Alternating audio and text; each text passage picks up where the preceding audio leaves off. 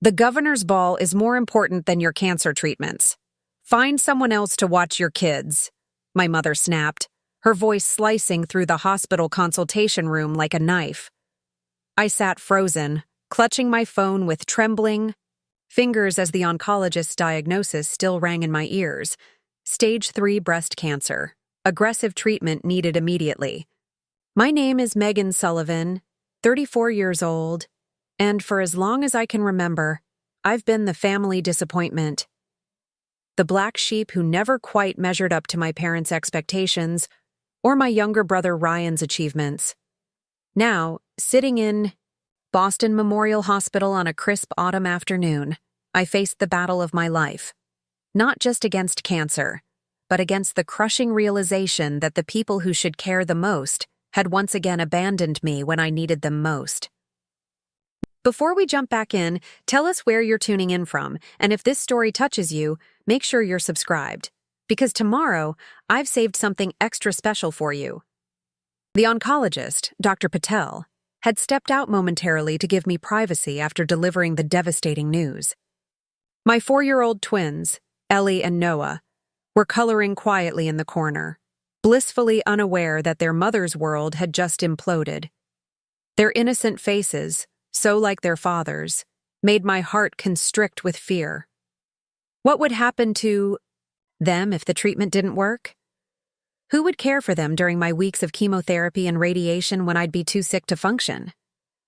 With no close friends in the area since our move from Portland 6 months ago, and my husband Michael's death in a construction accident just before the move, my parents were my only option. They lived just 20 minutes away in their sprawling Beacon Hill townhouse, a home I'd helped them purchase 3 years ago when they decided to retire early.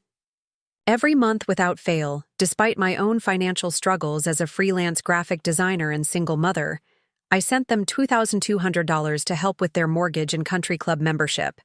I did it out of love and duty, believing families should support each other. How foolish I'd been. "Mom, please," I whispered, my voice breaking. "The doctor says I need to start treatment next week. The twins need somewhere to stay during my worst days. It would only be twice a week for a few hours." "Megan, you've always been so dramatic," my mother interrupted, her voice dripping with annoyance. "Cancer treatments aren't what they used to be.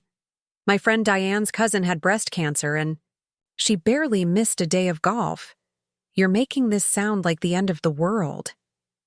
I closed my eyes, fighting back tears. "The oncologist says my case is aggressive. The treatments will be intense. I can't care for 2 4-year-olds while—" "Your father and I have finally started enjoying our retirement," she cut in sharply. "We're not giving that up to babysit. The governor's ball is the social event of the season. Do you have any idea how hard it was to get those tickets? Your brother pulled strings with his connections." Of course she brought up Ryan, Harvard, law graduate, now partner at one of Boston's most prestigious firms. My parents' pride and joy, the golden child who could do no wrong. "I'm not asking you to miss the ball," I said, trying to keep my voice steady. "That's not for another 3 weeks. I'm asking for help with the first chemotherapy session next Tuesday." A heavy sigh came through the phone. "Tuesday is our wine tasting club. You know that." I didn't know that, but I did know that a wine tasting apparently took precedence over helping their daughter battle cancer while caring for their only grandchildren. "What about Dad? Could he—" "Your father agrees with me completely," she said firmly. "You've become a real burden ever since Michael died, Megan. Always needing something. Always asking for help. We're retired now. We deserve to enjoy our lives without your constant problems." A burden. The word hit me like a physical blow. I had been supporting them financially for years. I had put my own savings on hold to help fund their early retirement. Even after Michael died and our financial situation became precarious, I continued sending money every month. And now, when I needed them for the first time, truly needed them, I was a burden. Dr. Patel returned, concern etched on her face as she saw the tears streaming down my cheeks. She gently placed a box of tissues in front of me as I ended. the call. "Family issues?" she asked kindly. I nodded, unable to speak. "I understand this is overwhelming," she continued. "Most patients find it difficult to manage childcare during treatment. We have a patient support coordinator who can help connect you with resources." "Thank you," I managed to say. I was hoping my parents could help, but not everyone can handle the reality of cancer, Dr. Patel said diplomatically. "My colleague, Nurse Ramirez, specializes in helping patients with young children navigate treatment. Would you like me to ask her to come in?" Before I could answer, Ellie toddled over, her small hand clutching a colorful drawing. "Look, Mommy, it's a unicorn to make you feel better." I pulled my daughter into a gentle hug, inhaling the sweet scent of her strawberry shampoo. Noah joined us, wrapping his arms around my neck from the other side. These precious children had already lost their father. The thought of them potentially losing me too was unbearable. "Dr. Patel, yes, please. I'd like to speak with Nurse Ramirez." While we waited, I tried to process my mother's words. I'd always known our relationship was complicated. My parents had made it clear throughout my childhood that I wasn't the daughter they'd hoped for. Too artistic, not academic enough. When I chose art school over the business degree they wanted for me, they barely spoke to me for a year. When I married Michael, a contractor without a college degree, they attended the wedding but made their disapproval known to everyone who would listen. Yet, despite all that, I'd maintained the relationship, sent cards on birthdays and anniversaries, called weekly, visited monthly, supported them financially. I'd believed that beneath it all, there was still love, that when it truly mattered, they would be there for me. Now I knew the truth.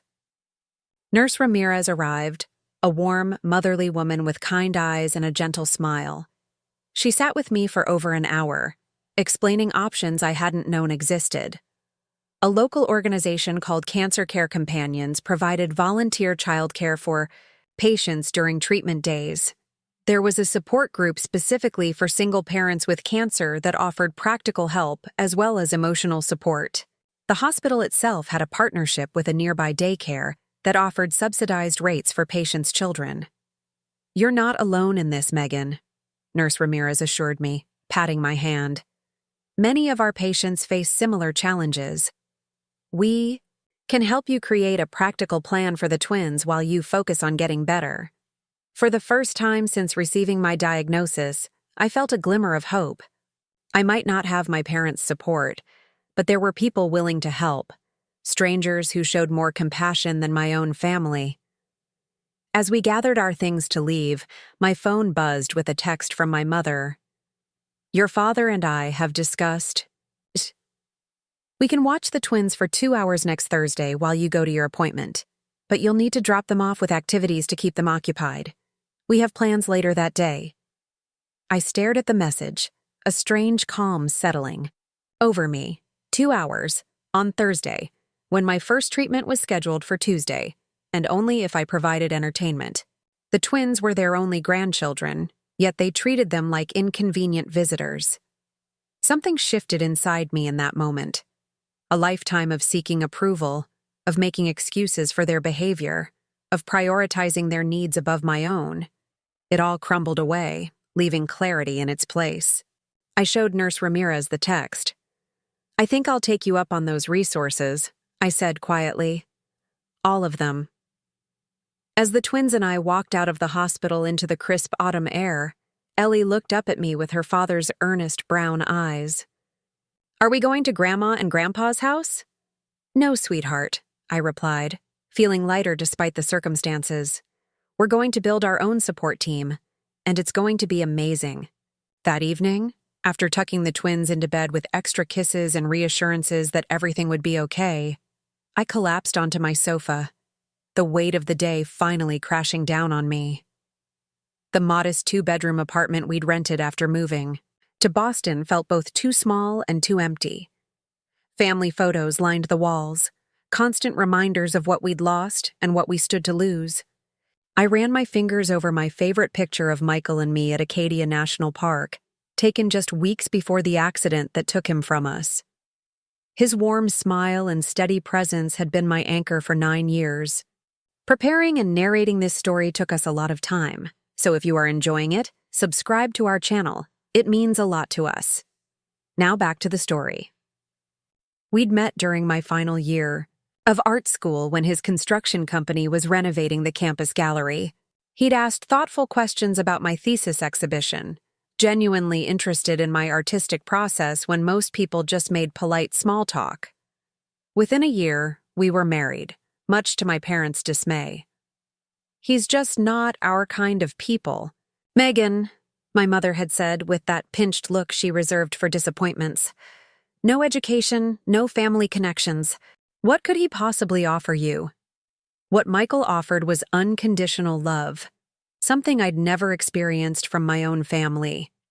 He believed in my artistic talent when my parents dismissed it as a hobby.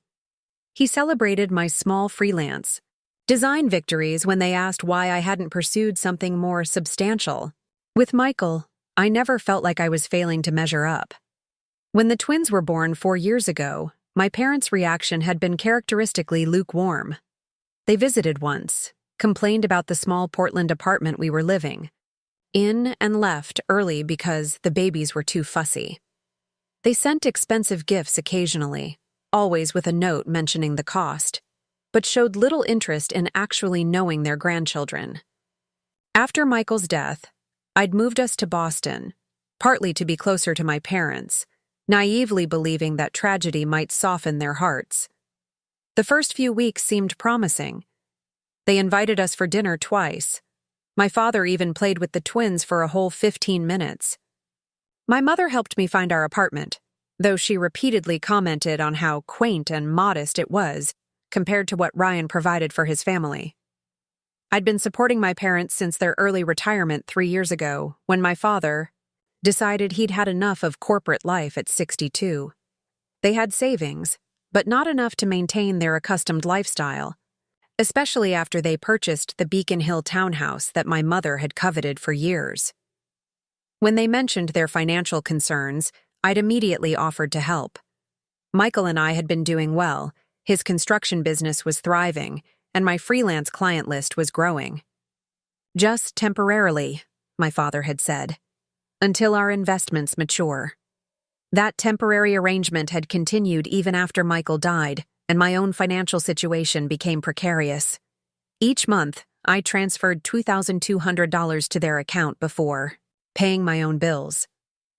Sometimes I had to take on extra design projects late into the night after the twins were asleep just to make rent. But I never complained or missed a payment. They were my parents, after all.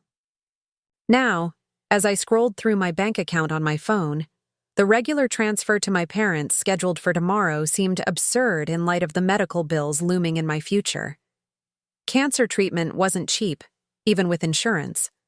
There would be co-pays, medications, childcare costs, possibly unpaid time off when I was too sick to work.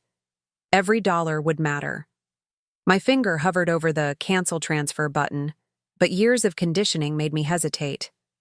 The familiar whisper of guilt crept in. "They're counting on this money. They're your parents. It's your duty." But another voice, one that sounded remarkably like Michael's, countered, "Your children need that money now. You need that money.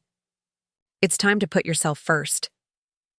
I closed the banking app without making a decision, too exhausted to face another emotional battle tonight. Instead, I opened my laptop and did what I always did when overwhelmed. I buried myself in work. 3 client projects needed attention, including a branding package for a local bakery that was due by the end of the week. Diving into creative work had always been my escape. Tonight, though, the colors blurred as tears filled my eyes, and my hands shook too much to create the precise lines my designs required. For the first time since Michael's death, I allowed myself to fully break down. Not the quiet tears I shed when the twins were asleep, but gut-wrenching sobs that came from the deepest part of me. I cried for Michael, for the life we'd planned. Together, that would never be. I cried for Ellie and Noah, who might lose their remaining parent. I cried for myself, for the cancer growing inside me, for the parents who saw me as a burden, for the years I'd spent seeking approval that would never come. When the storm finally passed, I felt hollow but somehow clearer. The digital clock on my laptop read 2:17 a.m. In just a few hours, the twins would wake up with their boundless energy, needing breakfast and love and reassurance. They deserved better than a mother too depleted to care for them properly. My phone buzzed with a text message. Who would be texting at this hour? It was from my brother Ryan. Just heard from Mom about your diagnosis. Sorry to hear that. Let me know if you need anything. Within reason, of course. Things are pretty hectic at the firm these days. Within reason. The caveat said everything. Ryan had always been my parents' perfect child. Harvard-educated, financially successful, married to Bethany, the daughter of one of my father's former colleagues. They had one child, a 7-year-old son named Preston who attended an exclusive private school. Ryan lived just 15 minutes from our parents in an upscale neighborhood, yet he visited them less frequently than I had when living 3,000 miles away in Portland. I didn't blame Ryan entirely. Our parents had pitted us against each other from an early age. Where I received criticism, he received praise. Where I got conditional love, he got adoration. He'd grown accustomed to his golden child status and worked hard to maintain it, which meant keeping a careful distance from my problems.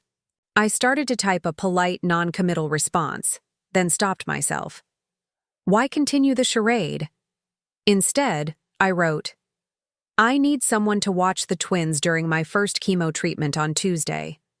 Mom and Dad refused because they have a wine tasting. His response came quickly. That's unfortunate. Bethany and I have commitments all week. Preston has his sailing lessons on Tuesday afternoons, and I have court appearances. Have you looked into hiring help? No offer to reschedule. The sailing lessons.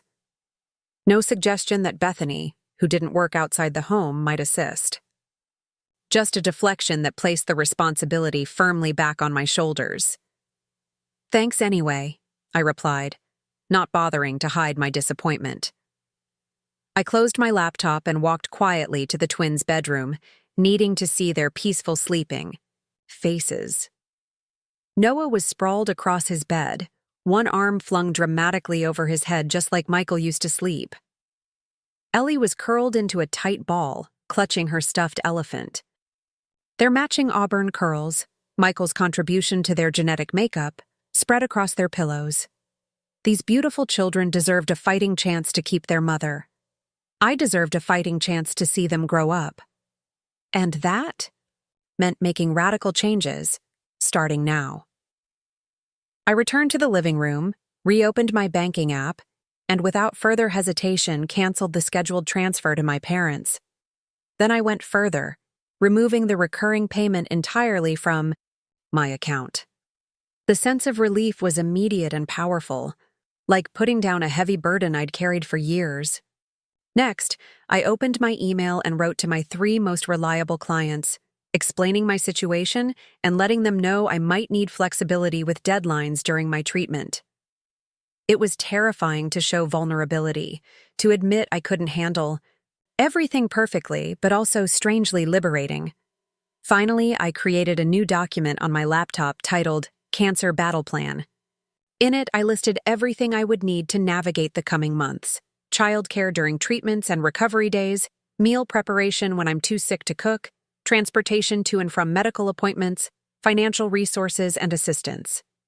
Programs emotional support for myself and the twins.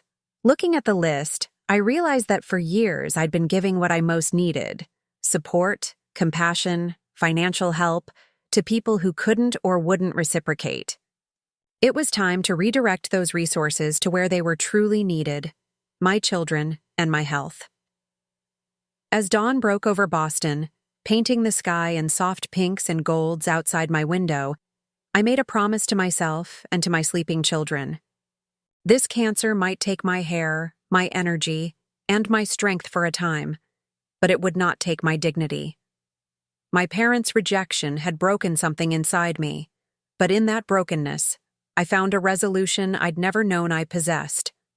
No more seeking approval from those who saw me as a burden.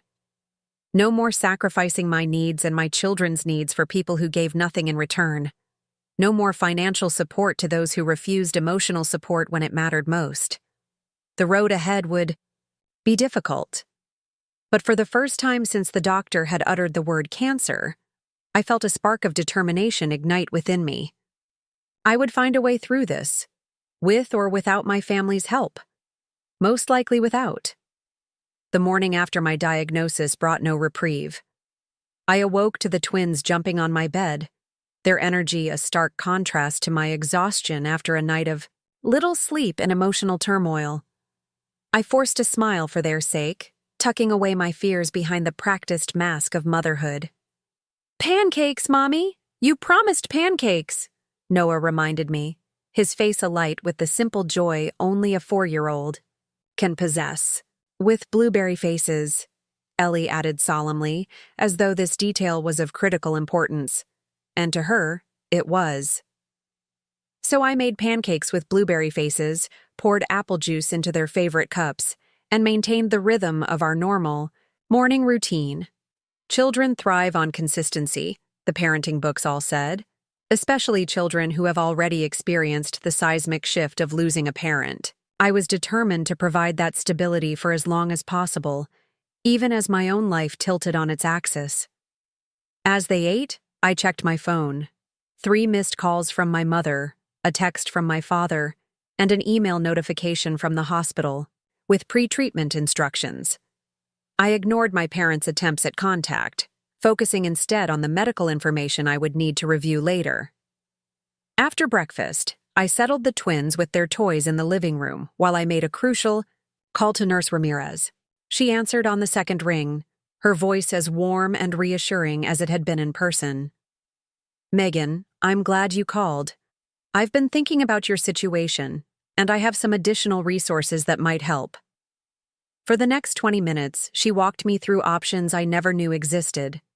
A local nonprofit called Healing Helpers provided free house cleaning services for cancer patients. Another organization offered meal delivery for families affected by cancer. The hospital had a partnership with a rideshare service to provide transportation to and from treatments. "And about the child care," she continued, "I spoke with Sarah at Cancer Care Companions. They have volunteers available for your first treatment day next Tuesday. Would you like me to connect you with her directly?" The relief was so intense I had to sit down. "Yes, please. That would be... yes." "Megan," Nurse Ramirez said gently, "I sense there's more going on with your family situation than you shared yesterday. Please remember that part of my job is connecting patients with all types of support, including counseling services if that would be helpful." The kindness in her voice nearly undid me. Here was a virtual stranger showing more concern for my well-being than my own parents. "Thank you," I managed. "I might take you up on that." After we hung up, I turned my attention to my parents' messages. My mother's voicemails escalated from irritation to manufactured concern. First message: "Megan, it's Mom. I don't appreciate you hanging up on me yesterday. Call me back." Second message: "Your father thinks I was perhaps a bit harsh yesterday. Call me so we can discuss alternative arrangements for the twins." Third message: "Megan Elizabeth Sullivan, this silent treatment is extremely immature. We're worried about you. Call us." My father's text was more direct. "Your mother is upset. The governor's ball is important for my connections with the retirement investment group. Surely you understand. Call her." No mention of my cancer. No acknowledgement of what I was facing. Just pressure to ease my mother's discomfort and respect my father's social obligations. The familiar weight of guilt began to settle on my shoulders, a burden I'd carried for as long as I could remember. How many times had I apologized for overreacting when my feelings were hurt? How often had I accepted blame to restore peace? The pattern was so ingrained it felt like breathing. But something had shifted. Perhaps it was the stark reality of facing my mortality, or maybe it was the fierce protective instinct for my children. Whatever the cause, I no longer felt compelled to shoulder responsibility for my parents' emotions. I drafted a simple text. I'm focusing on preparing for my treatment and caring for the twins. We'll be in touch when I'm ready. Then I blocked their numbers. The action was so contrary to my habitual people-pleasing that my hands shook afterward. I half expected lightning to strike or the phone to explode in protest. Neither happened. The world continued turning. The twins continued playing, and I felt an unexpected lightness. That lightness was short-lived. Shortly after lunch, the doorbell rang. I peered through the peephole to see my mother standing in the hallway, her Hermes scarf artfully arranged, her expression set in the determined look I knew all too well. For a moment, I considered not answering, but the twins had heard the bell and came running, excitement on their faces at the prospect of a visitor. I opened the door, bracing myself. "Finally," my mother said, brushing past me into the apartment. "Why aren't you answering your phone? We've been worried sick." The twins stopped short, their initial enthusiasm fading as they recognized their grandmother. They saw her rarely enough that she remained more stranger than family. "Hello, children," she said, with the stiff formality she always used with them. No hugs, no warmth, just a perfunctory acknowledgement of their existence. "Mom, this isn't a good time," I began. "Nonsense. There's never a good time for cancer, is there?" "That's why we need to be practical." She set her designer handbag on my coffee table, displacing the twins' coloring books. "Your father and I have discussed it, and we think you're being overly dramatic about this whole childcare situation." "Dramatic?" I echoed, disbelief washing over me. "Yes. My friend Diane's cousin went through breast cancer treatment last year, and she managed just fine. Hired a college student to help out occasionally. No need for all this fuss about us." Rearranging our schedules, I guided the twins back to their room, giving them a puzzle to work on before returning to face my mother. "The oncologist says my case is aggressive," I explained, keeping my voice low. "Grade 3, highly proliferative. The treatment will be intensive. I'll likely be extremely sick afterward." She waved a dismissive hand. "Everyone reacts differently. You've always been sensitive. Remember when you had your wisdom teeth out and acted like it was major surgery?" The comparison was so absurd I almost laughed. "Mom, this is cancer, not wisdom teeth." "I'm well aware, Megan, and I'm trying to help you approach this rationally rather than letting emotions cloud your judgment." She pulled out her phone and showed me a calendar app. "We can offer Thursday afternoons between 2 and 4 p.m. for the next month. That should align with some of your treatment schedule." I stared at her. This woman who had given birth to me, yet seemed incapable of basic maternal concern. "My first treatment is Tuesday. It can't be rescheduled." "Well, Tuesday is impossible for us. Your father has his investment group, and I have the wine tasting society. These are long-standing commitments." She said this as though explaining something obvious to a particularly slow child. "More important than your daughter's cancer treatment?" Her expression hardened. "Don't play the victim, Megan. It doesn't suit you. We all have challenges to overcome." The casual cruelty of her response crystallized something for me. This wasn't about schedules or commitments or even the governor's ball. It was about priorities. I had never been a priority for my parents. My cancer diagnosis hadn't changed that fundamental truth. "I've made other arrangements," I said quietly. She raised an eyebrow. "What arrangements?" "The hospital connected me with volunteers who help cancer patients with childcare during treatments." Volunteers? Strangers watching our grandchildren?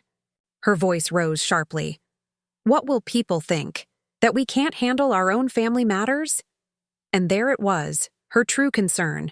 Not my health, not the twins' well-being, but appearances. What would her social circle think if they discovered her daughter was receiving charity?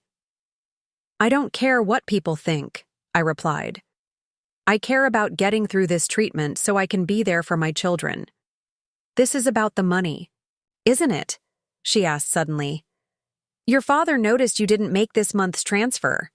Is this some kind of punishment because we can't rearrange our entire lives for your convenience? The question was so breathtakingly self-centered that it momentarily robbed me of speech. My convenience. As if cancer was an inconvenient scheduling conflict rather than a life-threatening illness. I need that money for medical expenses and childcare, I said finally. You and Dad have assets. You can downsize, sell the boat, tap into your retirement accounts. After everything we've done for you. Her voice trembled with indignation.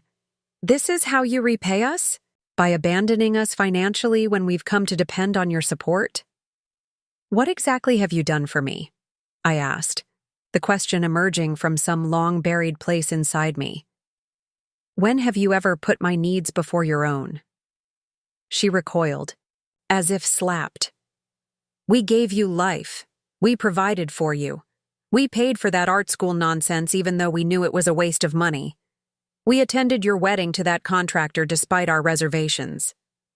Each statement was delivered like a gift I should be eternally grateful for. Basic parental obligations presented as extraordinary acts of generosity. And when Michael died? When I was a grieving widow with 2 toddlers? Where were you then?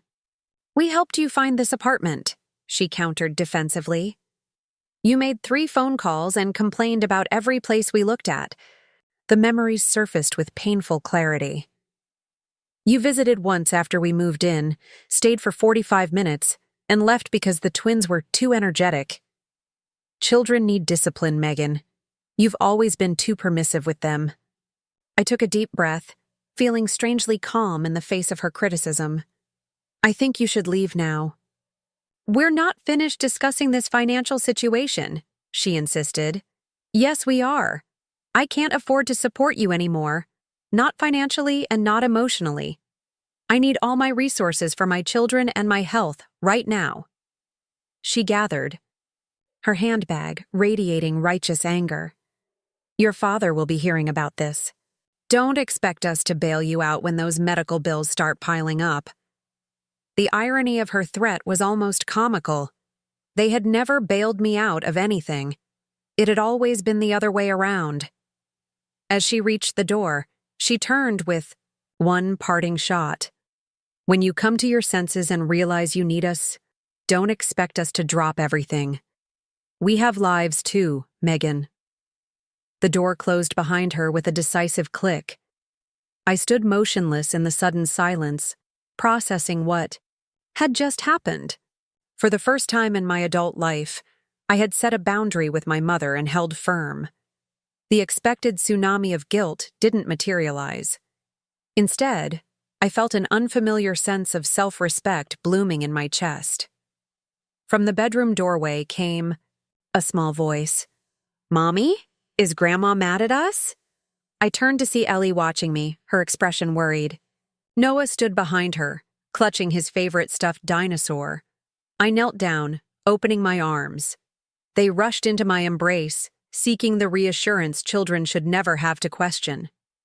Grandma isn't mad at you, I said firmly. Grown-ups sometimes have disagreements, but it has nothing to do with you.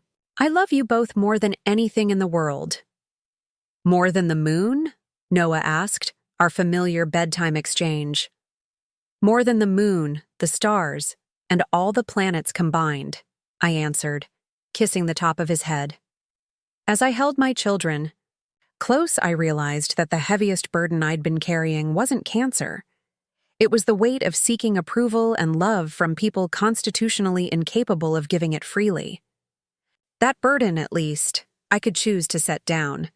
The weekend following my mother's visit passed in a blur of preparation. I transformed our small apartment into a fortress of organization. Meal plans posted on the refrigerator, medication, schedules printed and laminated, emergency contact lists updated.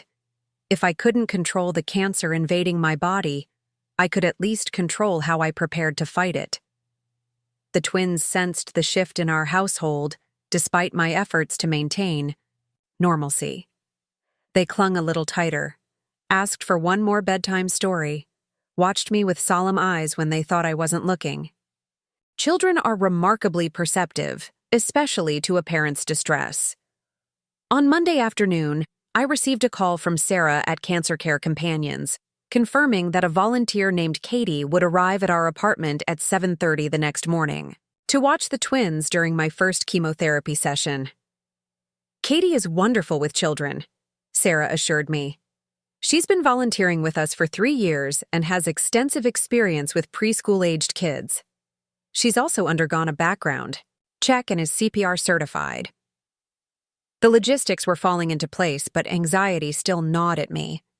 Leaving my children with a stranger, no matter how qualified, felt wrong. Yet, what choice did I have? My parents had made their position clear. My brother had his commitments. My friends from Portland were 3,000 miles away, and I hadn't been in Boston long enough to build a local support network.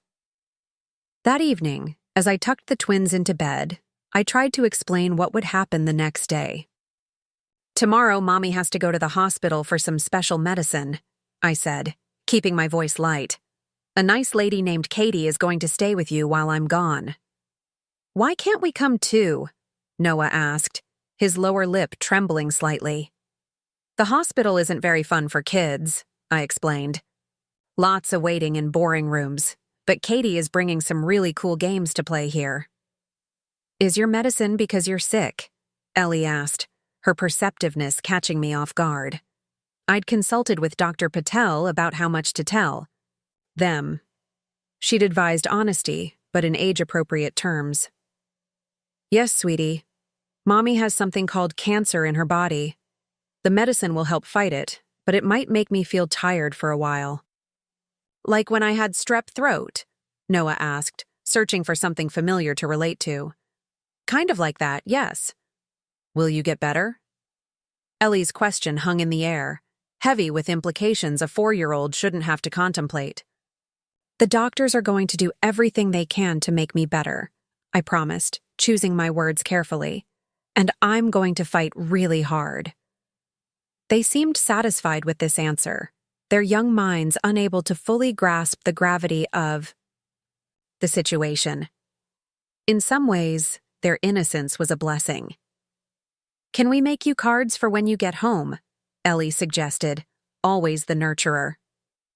"That would be perfect," I said, blinking back tears. After they fell asleep, I called my friend Tamara in Portland, one of the few people outside the medical team who knew about my diagnosis. "How are you holding up?" she asked, concern evident in her voice. "Honestly, I'm terrified," I admitted. "Not just about the cancer, but about what happens to the twins if things don't go well." Tamara and I had met in a new mothers group after the twins were born. She had twins too, just 3 months older than Ellie and Noah. We'd bonded over the unique challenges of raising 2 babies simultaneously. When Michael died, she'd been my rock, bringing meals, offering childcare, sitting with me through the darkest nights. "Have you thought about updating your will?" she asked gently. "It's on my list," I sighed. "But it means confronting possibilities I'm not ready to face." "I know," she said softly. "But Megan, you need to name guardians, especially given your parents' situation." The thought of my children being raised by my parents sent a chill through me. They would grow up feeling like burdens, forever, trying to earn love that should be freely given. "Would you and Dave consider being named as guardians?" I asked suddenly. "If something happens to me?" The question had emerged without premeditation, but as soon as I said it, I knew it was. Right. Tamara and Dave were warm, loving parents. Their twins, Zach and Emma, were already like cousins to Ellie and Noah. "Oh, Megan," Tamara's voice cracked. "Yes, of course we would. But it's not going to come to that. You're going to beat this." "I hope so," I whispered. "But knowing they'd be loved if I can't be here, that means everything." We talked for another hour, about treatments, about practical matters, about the life I'd left behind in Portland. When we finally said goodnight, I felt marginally better. At least one critical piece had fallen into place. Morning arrived. Too quickly. I woke before dawn, a knot of dread in my stomach. Today was the day I officially became a cancer patient. Today, I would put toxic chemicals into my body to kill the disease that threatened to take me from my children. Katie arrived. Precisely at 7:30, her cheerful efficiency immediately reassuring. She was in her mid-30s with kind eyes and practical clothes, carrying a large tote bag filled with games and activities. "You must be Megan," she said, offering a warm handshake. "And these must be Ellie and Noah." The twins regarded her cautiously from behind my legs.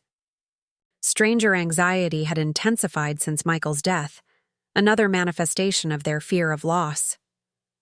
"I brought something special," Katie said, kneeling to their level. She pulled out 2 identical stuffed bears wearing tiny backpacks. "These are brave bears. They go with kids when their grown-ups need extra special medicine. Would you like to hold them?" The twins accepted the bears with solemn nods. Katie explained that the backpacks contained courage stones they could hold if they felt scared, and tiny notebooks where they could draw pictures of their feelings. "My own children had brave bears when I was sick," Katie explained quietly to me as the twins examined their new treasures. "I had breast cancer 5 years ago. That's why I volunteer. I remember how hard it was to focus on healing when I was worried about my kids." A wave of emotion hit me. "You're a survivor," I whispered. "I am," she confirmed. "And you will be too." Those 4 words, spoken with such conviction by someone who had walked this path before me, gave me strength I didn't know I needed. The twins' goodbye hugs were almost my undoing. I promised to bring them a treat from the hospital gift shop and assured them I'd be back before dinner. Their brave little faces as they waved from the window hollowed out something inside me. The hospital oncology department was busy even at 8:30 in the morning. Patients of all ages filled the waiting room, some visibly ill, others showing no outward signs of the battle raging within their bodies.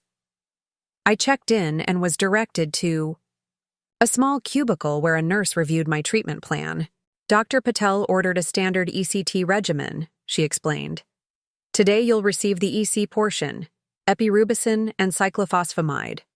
You'll have 4 EC treatments once every 3 weeks, followed by 4 Taxol treatments on the same schedule. The entire course will take about 5 months. 5 months. The time frame stretched before me like an eternity. The twins' 5th birthday would happen during treatment. Their first day of kindergarten might coincide with my final sessions. "And the side effects?" I asked, though Dr. Patel had already warned me what to expect. "Hair loss usually begins within 2 to 3 weeks. Nausea, fatigue, decreased blood counts are common. We'll give you medications to help manage the symptoms." She paused, noticing my expression. "It's a lot to take in, I know." Before I could respond, my phone buzzed. A text from my father. "Your mother is extremely upset. This financial tantrum needs to stop. The club dues are due next week." The sheer audacity left me speechless. I was sitting in an oncology ward, about to have poison pumped into my veins to fight for my life, and my father was concerned about country club dues. The nurse noticed my distress. "Is everything okay?" "Family issues," I managed, echoing my response to Dr. Patel days earlier. But this time I elaborated. "My parents refuse to help with my children during treatment because they have a wine tasting. They're more concerned about their country club membership than my cancer. Saying it aloud, to a stranger no less, was oddly liberating. The nurse's expression shifted from professional compassion to genuine empathy. Unfortunately, I've seen that more often than you might think, she said quietly. Cancer reveals people's true colors. Sometimes the people you expect to step up don't, and help comes from unexpected places instead. As if on cue, my phone buzzed again. This time it was a photo from Katie, the twins painting cheerful pictures. At the kitchen table, their brave bears propped up watching. The simple normalcy of the image brought tears to my eyes. "See?" the nurse said gently. "Help from unexpected places." I was moved to a treatment chair where another nurse inserted my IV line. The medication would take about an hour to administer, she explained, and I should try to relax as much as possible. Easier said than done. Just as the first drops of chemotherapy began to flow into my veins, the treatment room door burst open. My mother swept in, designer handbag swinging, my father 2 steps behind her. "Megan Elizabeth Sullivan," she announced loudly, causing every head in the room to turn. This has gone far enough. I froze, mortified by the public intrusion into this already difficult moment. The nurse administering my treatment stepped protectively closer to my chair. "Ma'am, you need to lower your voice," she said firmly. "This is a treatment area." My mother ignored her, focusing her laser-like attention on me. "We drove to your apartment to talk sense into you, and found some strange woman there with the children. She refused to let us take them, claimed she had authorized guardian paperwork from you. What is the meaning of this?" My father stood awkwardly behind her, looking uncomfortable with the public spectacle but making no move to rein her in. "I left instructions that only Katie is authorized to watch the twins today," I said, keeping my voice deliberately calm, despite the adrenaline surging through me. "We are their grandparents," my mother hissed. "We don't need authorization." "Actually, you do," I replied. "And this isn't the time or place for this discussion." "If you'd answer your phone, we wouldn't need to track you down like this," my father interjected, as though their behavior was somehow my fault. The charge nurse approached, her expression leaving no room for argument.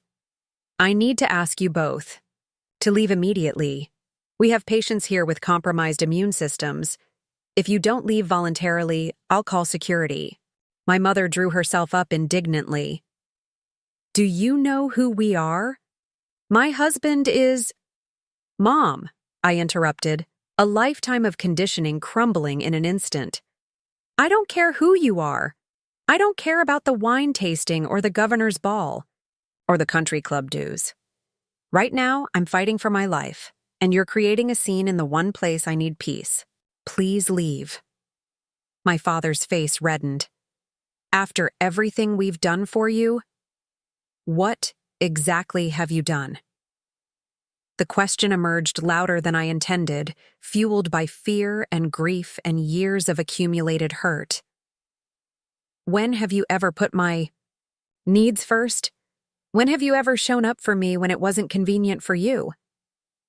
The treatment room had gone silent, other patients and staff bearing witness to the implosion of my family facade. "We gave you life," my mother said, falling back on her standard retort. "And now I'm fighting to keep it," I replied, gesturing to the IV in my arm.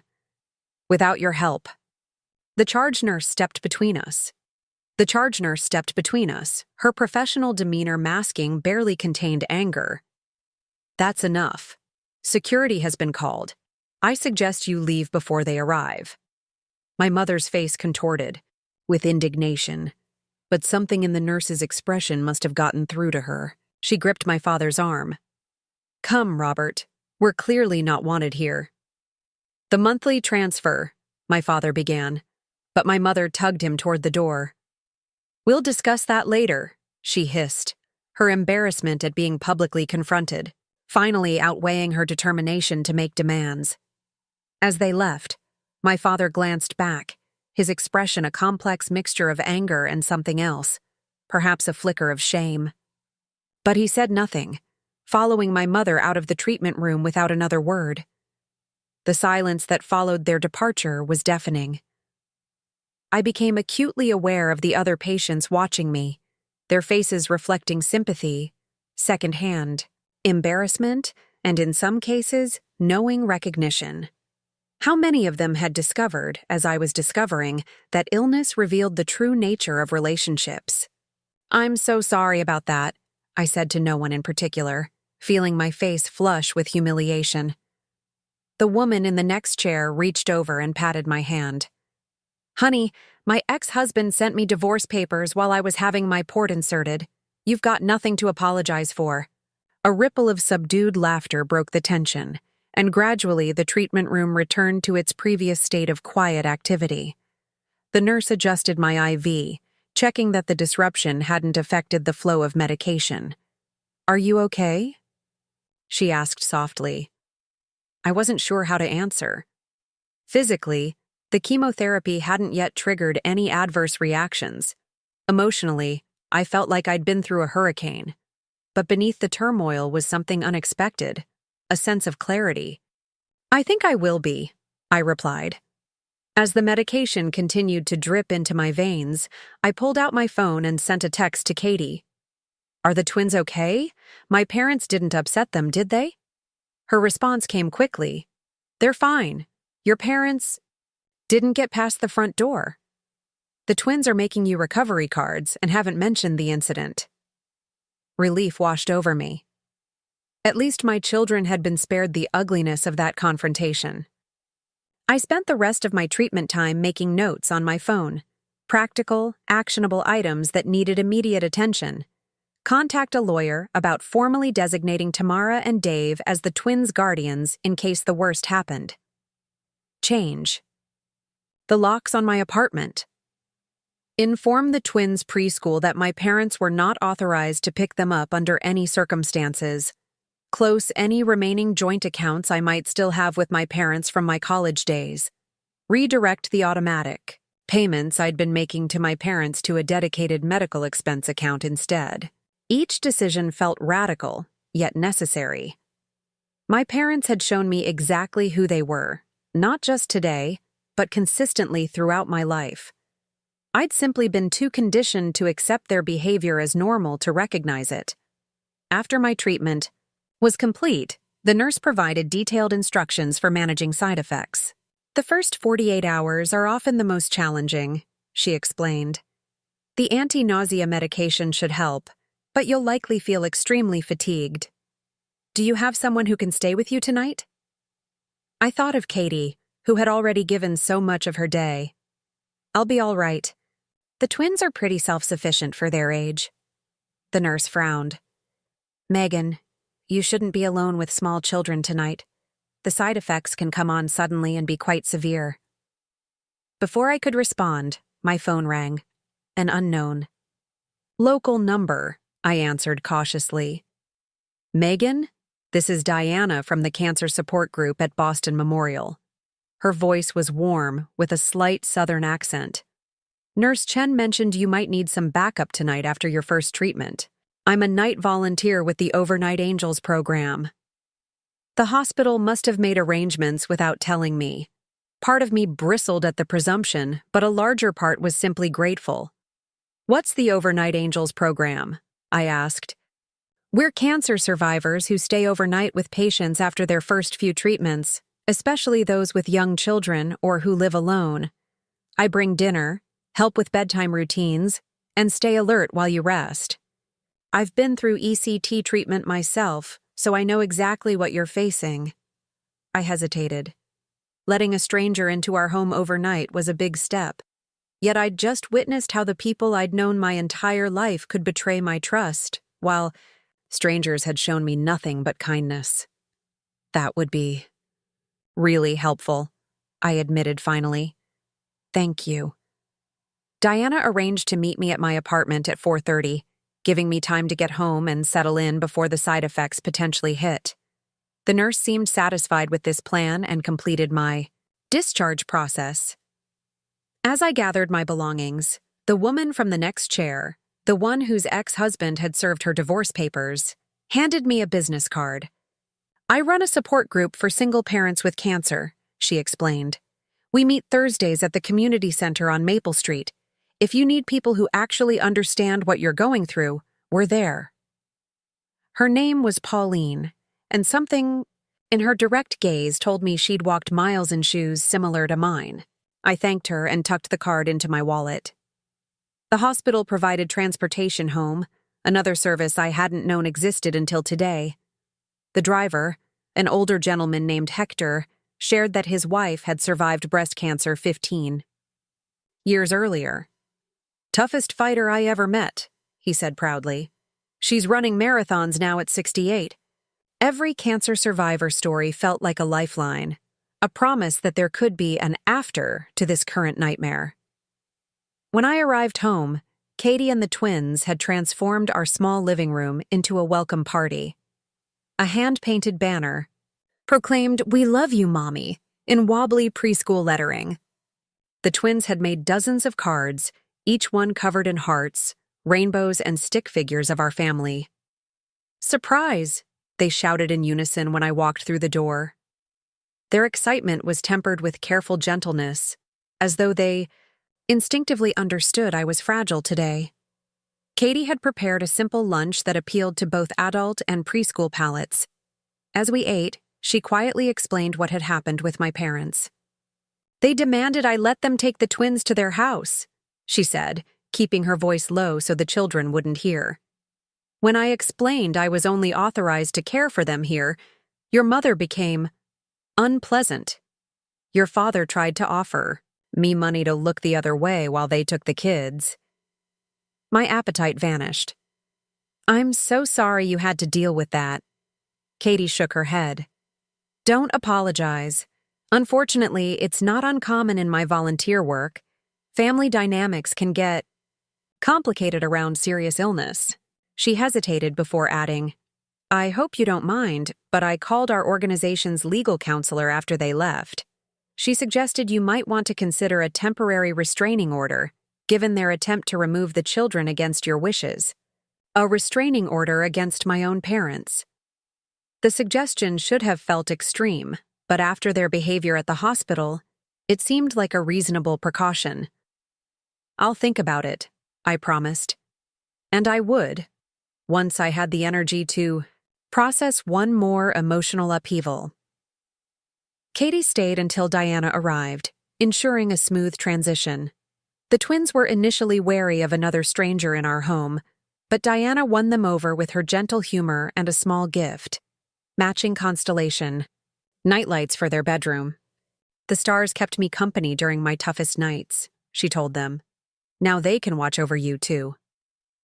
As evening approached, the first wave of post-chemo nausea hit me, followed by a bone-deep fatigue unlike anything I'd experienced before. Diana smoothly took over, preparing dinner for the twins while I huddled under a blanket on the couch, simultaneously fighting nausea and the despair that threatened to engulf me. "Is this what the next 5 months will be like?" I asked Diana, when she brought me anti-nausea medication and ginger tea. "It gets manageable," she replied honestly.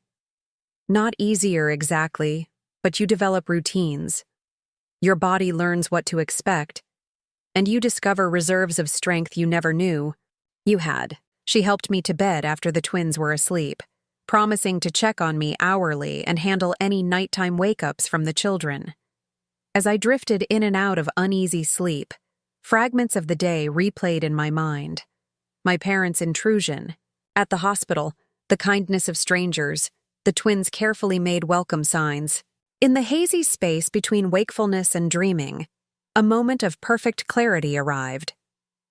The gulf between how my parents had treated me and how I wanted to treat my own children was unbridgeable. I could continue seeking their approval, their help, their love. Or I could put all that wasted energy into fighting cancer and creating a stable, loving environment for my children. Not much of a choice, really. In the darkness of that first chemotherapy night, As poison coursed through my veins to fight the disease threatening to take me from my children, I made my decision. I would cut the cord that bound me to people, who saw me only as a source of financial support and an occasional social obligation. I would build a new support system from the unexpected kindness I'd encountered. I would fight, not just cancer, but the lifelong pattern of seeking validation from those incapable of giving it. The realization didn't eliminate the nausea or the fear or the uncertainty, but it provided a clarity of purpose that felt like the first deep breath after years of drowning. When morning came, bringing with it a new wave of side effects, but also the twins' eager faces and Diana's steady presence, I knew with absolute certainty that I had made the right choice. The path ahead would be difficult, perhaps the most difficult journey of my life. But for the first time, I wasn't walking it in the shadow of expectations I could never meet. I was walking it as myself, and for the two small people who deserved a mother who valued herself enough to demand respect. The days following my first chemotherapy treatment unfolded in a blur of physical discomfort and logistical arrangements. Diana stayed for 2 nights, her quiet competence a lifeline as I navigated waves of nausea and bone-crushing fatigue. By the 3rd day, I felt well enough to resume some semblance of normal activity, though normal had taken on an entirely new meaning. The twins adjusted to our new reality with the remarkable resilience of children. They became experts at what they called mommy's quiet time, entertaining themselves with puzzles and picture books when my energy flagged. They took pride in fetching my water bottle or tucking a blanket around me when I rested on the couch. Their instinctive caregiving both warmed my heart and filled me with determination to shield them from bearing too much responsibility at such a young age. True to my decision, I began systematically severing financial and practical ties with my parents. I closed the joint checking account that had remained open since my college days. I redirected the monthly transfer that had been going to their account into a dedicated medical expense fund. I changed the locks on our apartment and informed the building manager that my parents were not to be given access under any circumstances. The lawyer I consulted, a no-nonsense woman named Harriet Winters who specialized in family law, helped me draft formal guardianship paperwork naming Tamara and Dave as the twins' caregivers should anything happen to me. "What about your parents?" she asked during our first meeting. As grandparents, they could potentially contest this arrangement. I explained the situation, their refusal to help during my treatment, their attempt to take the twins against my authorization, their prioritization of social events over my health crisis. "I see," Harriet said, making notes. "In that case, I recommend we include an affidavit explaining why they are unsuitable guardians. Specific incidents, dates, and witnesses would strengthen our position." The clinical documentation of my parents' failures felt simultaneously vindictive and necessary. I didn't want to punish them. I simply needed to protect my children from the emotional neglect I'd experienced throughout my life. "What about a restraining order?" I asked, remembering Katie's suggestion. Harriet considered this carefully. "Based on what you've described, their behavior doesn't quite rise to the legal threshold required for a restraining order. However, we can send them a formal cease and desist letter regarding attempted unauthorized removal of the children. That creates a paper trail if their behavior escalates." I agreed to this approach, hoping it would be sufficient to keep my parents at bay without further inflaming the situation. Of course, my parents didn't accept these changes quietly. The backlash began with a barrage of voicemails and texts, escalating in tone from irritation to indignation to manufactured concern. "Megan, this childish silent treatment is completely inappropriate," my mother's first message began. "Call us immediately to discuss the financial situation." By the 10th message, her tactics had shifted. "We're worried sick about you and the children. This isn't like you. We fear the cancer treatments are affecting your judgment." My father's messages were more direct. "The mortgage payment is due next week. We're counting on your contribution. Don't let this medical situation disrupt our arrangements. When I didn't respond to any of these messages, they escalated to involving other family members. My Aunt Patricia, my mother's younger sister, called on their behalf. "Maggie, what's going on?" she asked, using my childhood nickname. "Your parents are beside themselves with worry. They say you've cut them off financially and won't let them see the twins." I'd always been fond of Aunt Patricia, who had shown me more genuine affection in sporadic visits than my mother had throughout my childhood. Still, I knew where her loyalties ultimately lay. Did they mention that they refused to watch the twins during my cancer treatment because they had a wine tasting? I asked quietly. A pause. "They said you were being unreasonable about scheduling, that you expected them to drop everything on short notice." "I asked them 2 weeks in advance, Aunt Patricia, and it wasn't for a spa day. It was for chemotherapy." Another, longer pause. "I see." Her voice had cooled several degrees. "And the financial situation?" "I've been sending them $2,200 every month for the past 3 years. Money I could barely afford after Michael died. Now I need those funds for medical expenses and childcare during my treatment." "They said you promised to help with their retirement," she countered, though with noticeably less conviction. "I offered to help temporarily when they retired early. Somehow that morphed into a permanent obligation. They have assets they could liquidate. I have cancer and 2 4-year-olds depending on me." The conversation ended awkwardly, with Aunt Patricia promising to talk to them about the situation. I doubted it would make any difference. My parents had always excelled at presenting themselves as victims of others' unreasonable behavior rather than acknowledging their own shortcomings. Their next move proved I was right to be skeptical. 5 days after my first treatment, as I was beginning to feel marginally human again, a knock came at my apartment door. I peered through the peephole to see my brother Ryan standing in the hallway, his expression set in the professionally concerned look he probably used with difficult clients. For a moment, I considered not answering. But Ryan, unlike our parents, had never been actively cruel, just passively absent when support was needed. I opened the door partway, leaving the security chain engaged. "Ryan," I greeted him neutrally. "This is unexpected." He shifted uncomfortably, adjusting his designer tie. "Can I come in? We need to talk." I hesitated, then unhooked the chain. The twins were at preschool, and I felt physically capable of handling whatever agenda had brought him to my door. Ryan entered, glancing around my modest apartment with barely concealed judgment.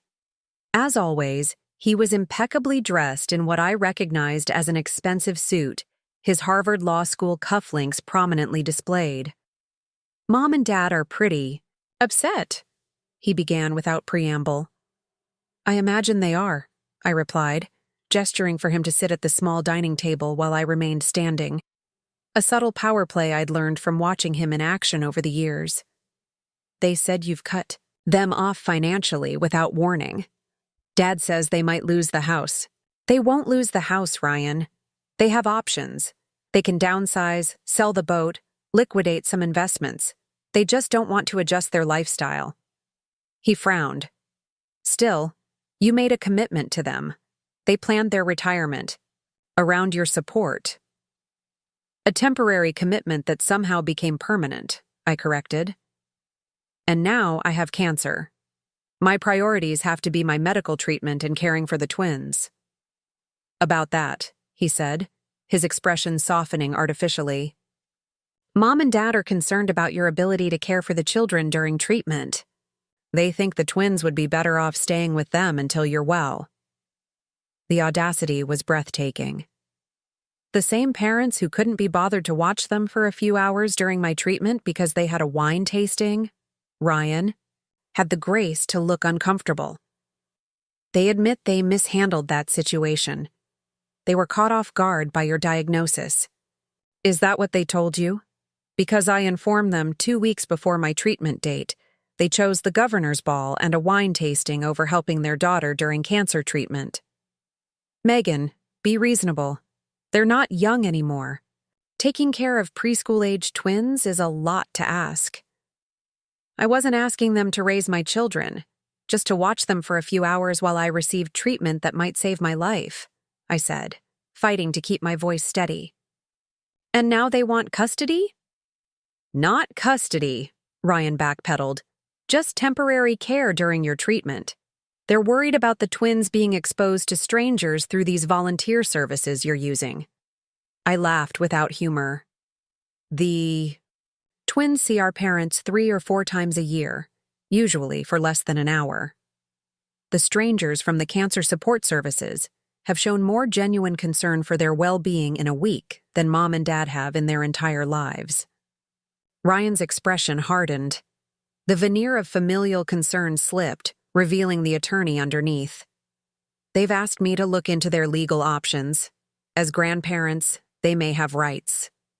Go ahead, I said, suddenly exhausted by the conversation. My lawyer has already prepared documentation of their complete disinterest in the twins' lives, their refusal to help during my medical crisis, and their attempt to take the children against my authorization. She's also gathering testimonials from the hospital staff who witnessed their behavior during my treatment. That caught him off guard. Ryan had always underestimated me, seeing only the artistic sister who didn't follow the family's expected path to corporate or legal success. You have a lawyer? He asked, his tone suggesting this was an overreaction. Harriet Winters, I confirmed. Perhaps you know her? She specializes in family law and has quite a reputation for protecting vulnerable parents from exploitative relatives. I was bluffing slightly. Harriet was competent but not the legal powerhouse I was implying.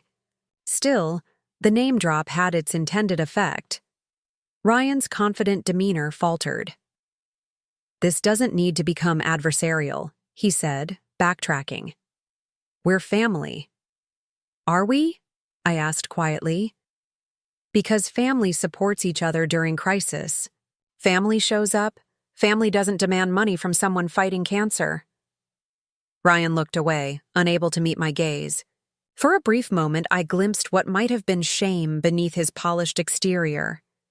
We'd both been shaped by our parents' conditional love, just in different ways.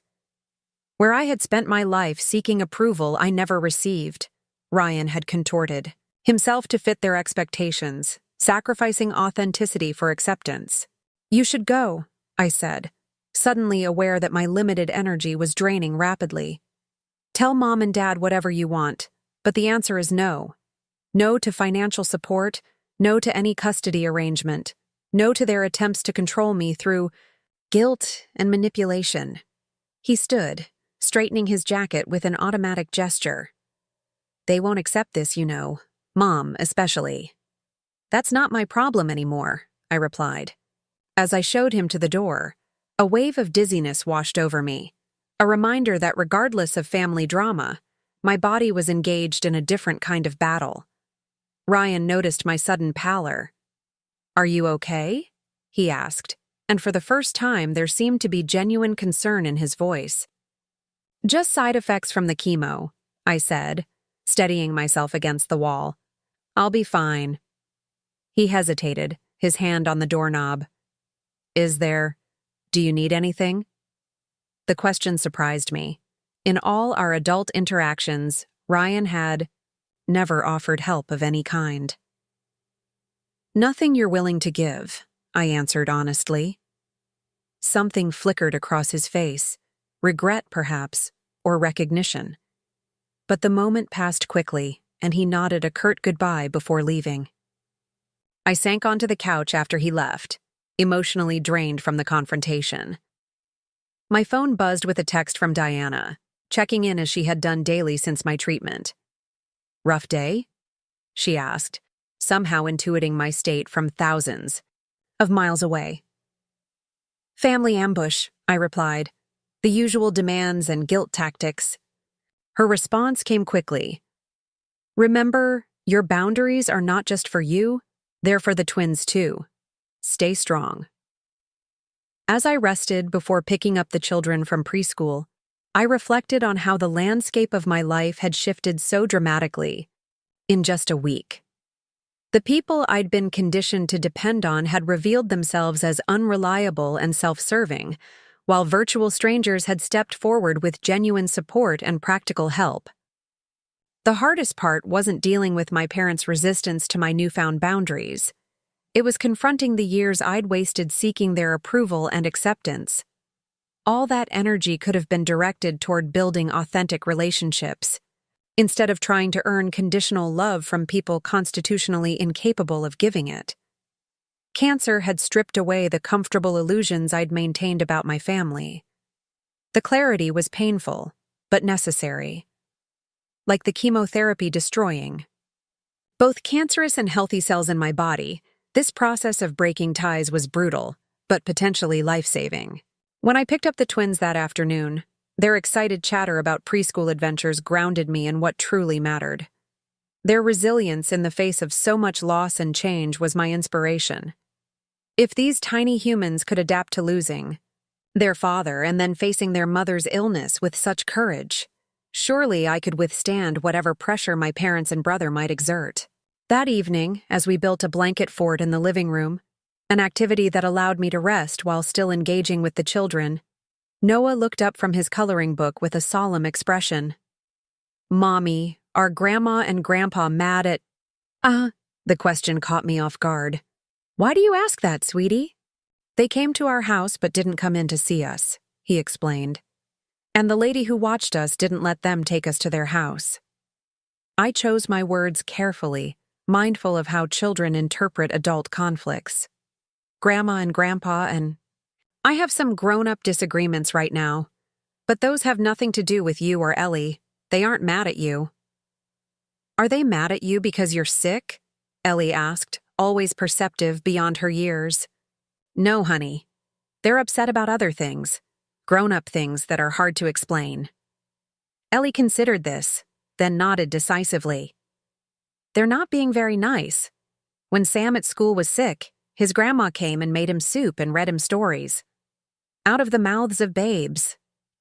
Even a 4-year-old could recognize the fundamental disconnect between how grandparents should behave and how mine actually did. "Some grandparents show love in different ways," I said diplomatically, though the words felt hollow even to me. "I don't think they know how to love right," Noah declared with the brutal honesty of childhood. I couldn't argue with his assessment. Instead, I pulled my children close, inhaling the scent of preschool paint and playground sunshine that clung to their hair. "Well, I know how to love right," I told them, "and I love you both more than all the stars in the sky." "More than all the dinosaurs that ever lived?" Noah asked, our familiar bedtime exchange. "Even more than that," I assured him. As they drifted to sleep that night, their small bodies curled trustingly against mine in our blanket fort, we'd decided to have a special sleepover in the living room. I made a silent promise to them and to myself. No matter what challenges my parents might throw our way, no matter how difficult my treatment became, I would protect this precious bubble of genuine love we'd created. Some battles weren't worth fighting. But this one, the battle for my dignity, my children's emotional well-being, and our collective future, this was a battle I would win, even on my weakest days. 2 weeks after my first chemotherapy treatment, I stood in the bathroom, staring at my reflection as clumps of hair collected in my hands. The oncologist had warned me this would happen, but the reality was still jarring. My auburn hair, so, like the twins, had been a defining feature throughout my life, often the one physical attribute my mother had complimented. I took a deep breath and reached for the electric clippers I'd purchased in preparation for this moment. Better to take control of the process than watch it happen in patches. Just as I was about to begin, a gentle knock came at the bathroom door. "Megan, it's Pauline. I brought reinforcements." Pauline from the cancer support group had quickly become a central figure in my new support system. After attending my first meeting the previous week, I'd connected instantly with her no-nonsense approach to cancer and single parenthood. When I'd mentioned the hair loss beginning, she'd immediately offered to come over.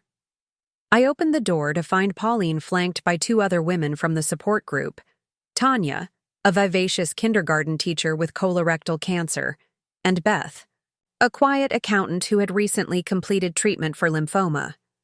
All three women carried tote bags and wore matching t-shirts that read "Cancer Warriors" across the front. "Hair party," Tanya announced with forced cheer that somehow didn't feel patronizing. We brought supplies. The supplies turned out to include several stylish headscarves, a selection of soft sleep caps, 2 different types of wig adhesive, fancy chocolates, and a bottle of non-alcoholic sparkling cider. "I hope the twins are okay with visitors," Beth said, her voice soft but warm.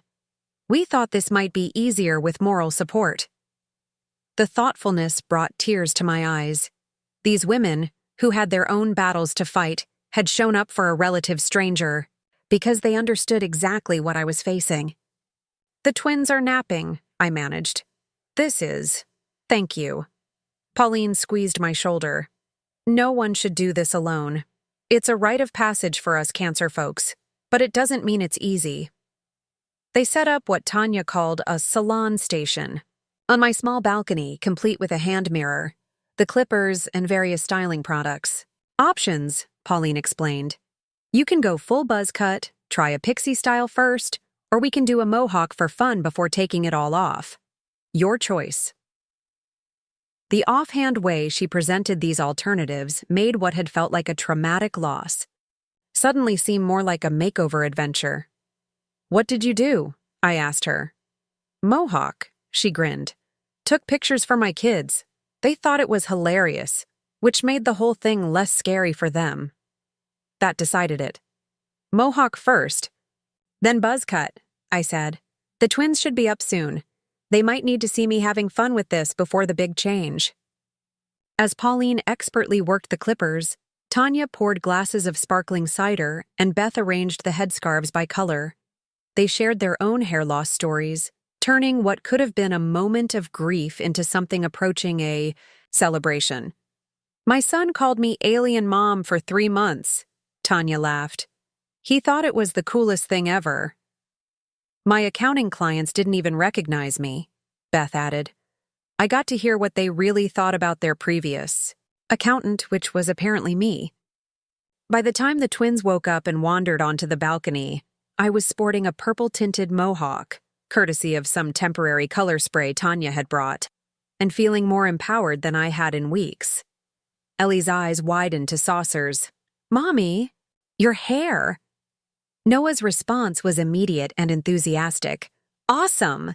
Can I have a mohawk too?" And just like that, what could have been traumatic became an adventure. Noah received a temporary mohawk using styling gel, while Ellie opted for purple streaks to match mine. We took dozens of photos, laughing as we tried on different looks.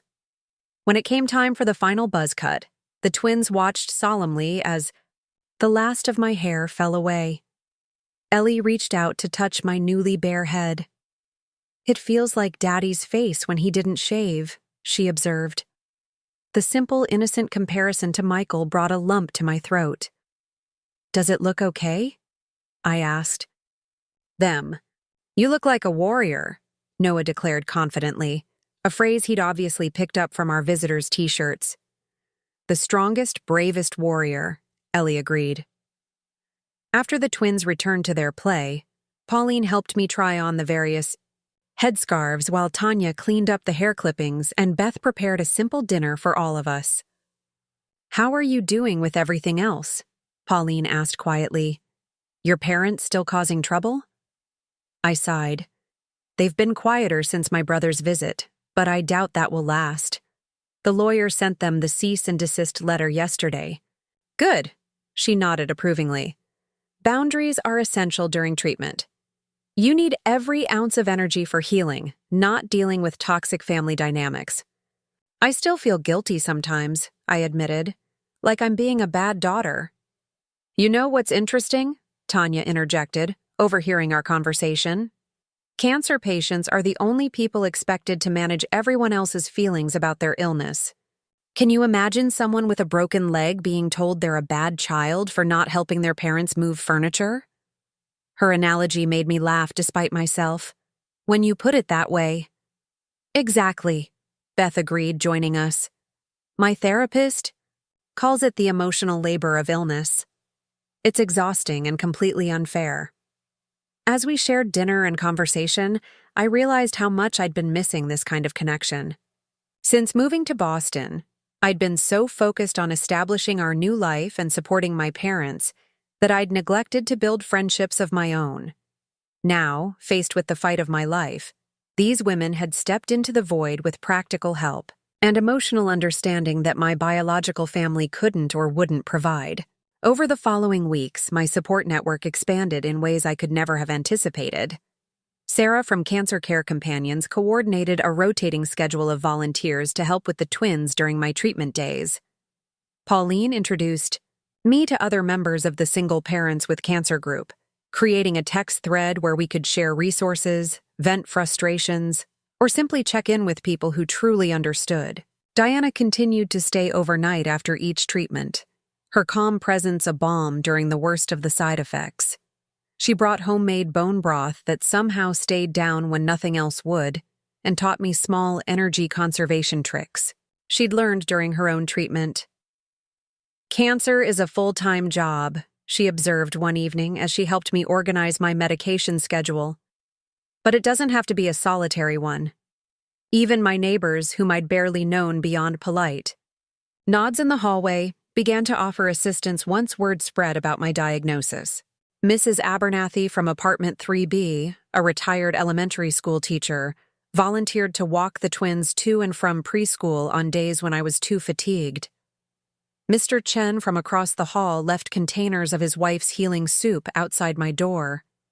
The Rodriguez family downstairs invited the twins to play with their children when they sensed I needed rest. The hospital social worker connected me with financial assistance programs I hadn't known existed. A foundation specifically for young adults with cancer provided a grant that covered 3 months of rent. Another organization specializing in support for cancer patients with young children delivered weekly meal kits with simple, nutritious recipes the twins could help prepare. My freelance clients, whom I'd expected to lose during treatment, surprised me with their loyalty. When I'd sent emails explaining my situation and requesting extended deadlines, nearly all responded with compassion and flexibility. 2 of my regulars even increased their rates to reflect market adjustment. 6 weeks into my treatment, as I was beginning to establish a rhythm with the new support systems in my life, the relative calm was shattered by an unexpected development. I was reviewing design proofs for a client when my phone rang with a call from Harriet Winters, my lawyer.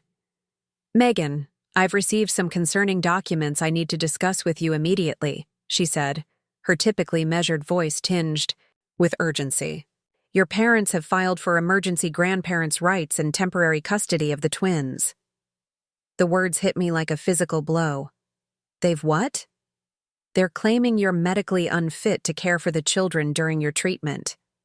The petition cites deteriorating health conditions and unstable childcare arrangements as grounds for temporary custody until you've completed treatment. I gripped the edge of my desk, bile rising in my throat.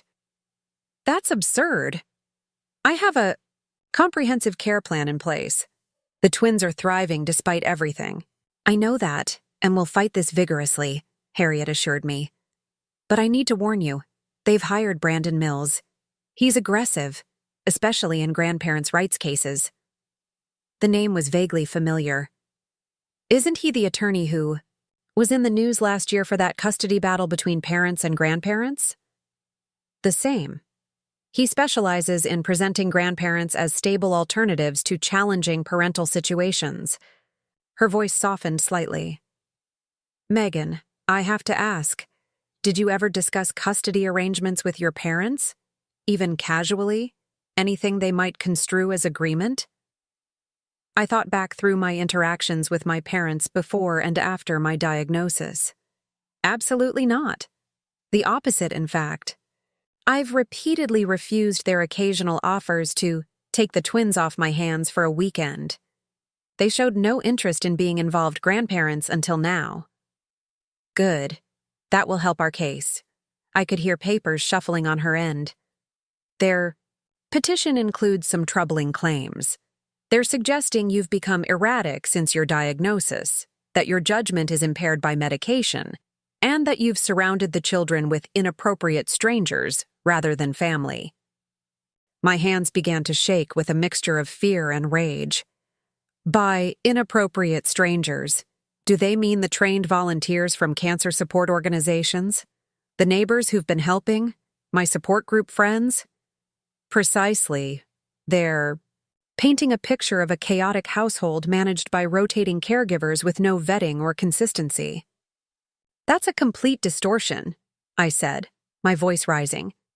Every volunteer has undergone background checks. The twins have a consistent routine. Their preschool teachers have commented on how well they're adjusting, considering the circumstances. I'll need documentation of all that, Harriet replied. Statements from the preschool, information about the vetting process for volunteers, perhaps assessments from any healthcare providers who've observed you with the children. As we discussed strategy for fighting the petition, a sickening realization dawned on me. Ryan's visit. He was gathering information for this, wasn't he? Testing my responses, assessing my condition. It's possible, Harriet acknowledged. The petition does mention observations from a family member about your physical state and living conditions. The betrayal stung, though I shouldn't have been surprised. Ryan had always aligned himself with our parents' interests, especially when doing so might reflect well on him professionally. After ending the call with Harriet, I sat motionless, trying to process this new threat. The twins would be home from preschool in an hour, their usual exuberance a stark contrast to the heaviness settling over me. How could I shield them from this newest trauma while fighting cancer and now a legal battle? My phone buzzed with incoming messages. The cancer support group chat checking in, Diana confirming our next treatment day arrangements, Tamara sending photos of her twins in Portland. The juxtaposition of these genuine connections against my parents' malicious legal maneuver highlighted exactly what was at stake. Not just custody of my children, but our right to build a life defined by authentic love rather than obligation and control. When Mrs. Abernathy brought the twins home from preschool, I greeted them with forced cheerfulness, determined not to let my distress color their afternoon. As they showed me art projects and recounted playground adventures, I studied their faces, searching for any sign that the stability I'd worked so hard to maintain was faltering. But they seemed secure, even happy, despite the seismic changes in their young lives. After dinner, while the twins were engrossed in their bedtime story, I called Pauline, needing the perspective of someone who understood my situation intimately. "Custody petition?" she echoed, outrage evident in her voice. "That's low, even for family members who've shown their true colors." "I'm terrified," I admitted. "What if a judge sees a single mother with cancer and decides the twins would be better off with their grandparents? On paper, they look perfect. Financially secure, married for 40 years, a big house with separate bedrooms for the children." "That's not how family court works," Pauline said firmly, "especially not in cases like yours. Judges prioritize parental rights unless there's evidence of actual neglect or abuse. Being sick isn't neglect, and having community support instead of family help isn't dangerous. But the stress of fighting this. I'm already exhausted from treatment. I don't know if I have the strength for a legal battle, too." "You don't have to face it alone," she reminded me. "The same support network that's helping with your treatment can rally around this, too. Let me make some calls." By the following morning, Pauline had mobilized an astonishing response. 3 members of our support group had connections to family court advocates who specialized in protecting parents with medical conditions.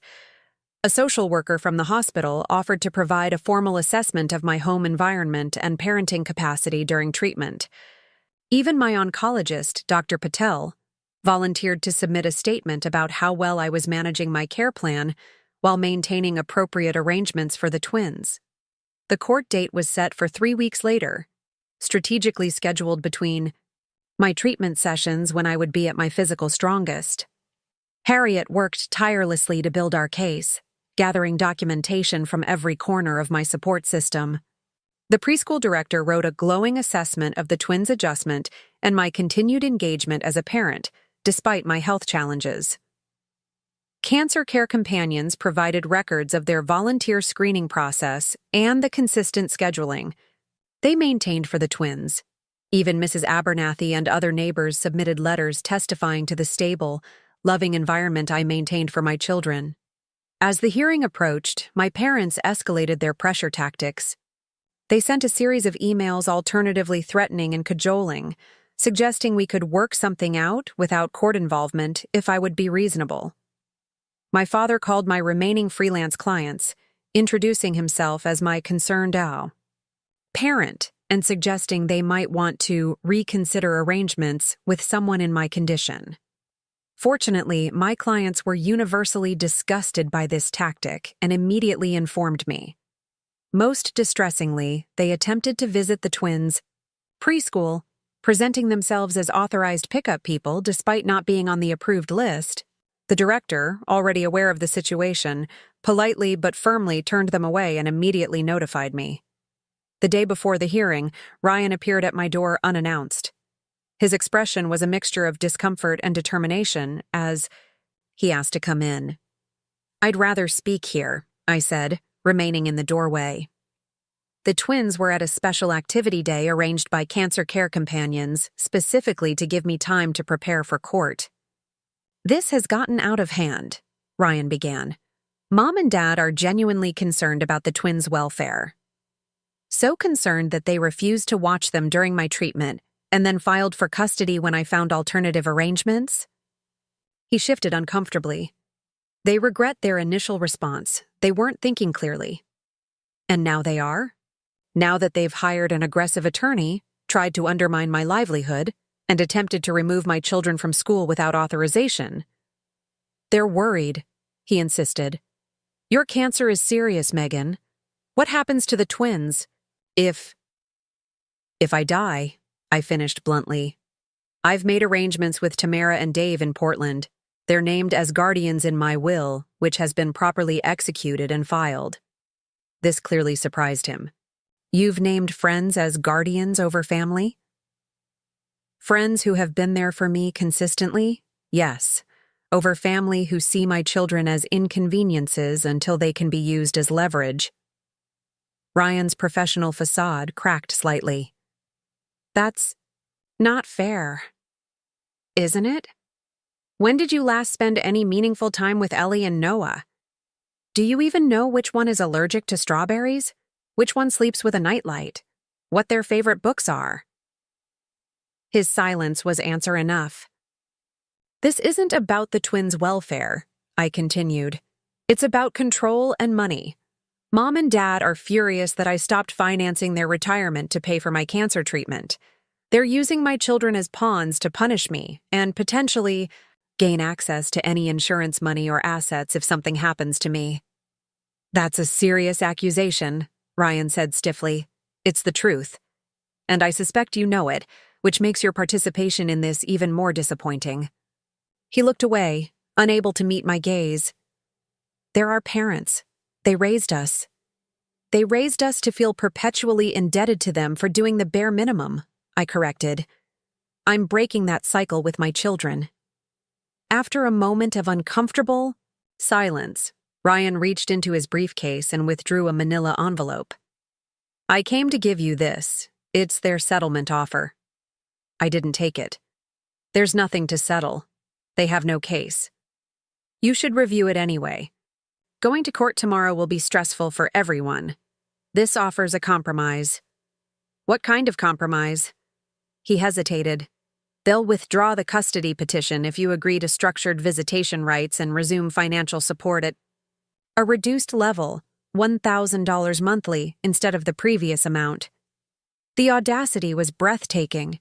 So they're essentially holding my relationship with my children hostage for money? They don't see it that way.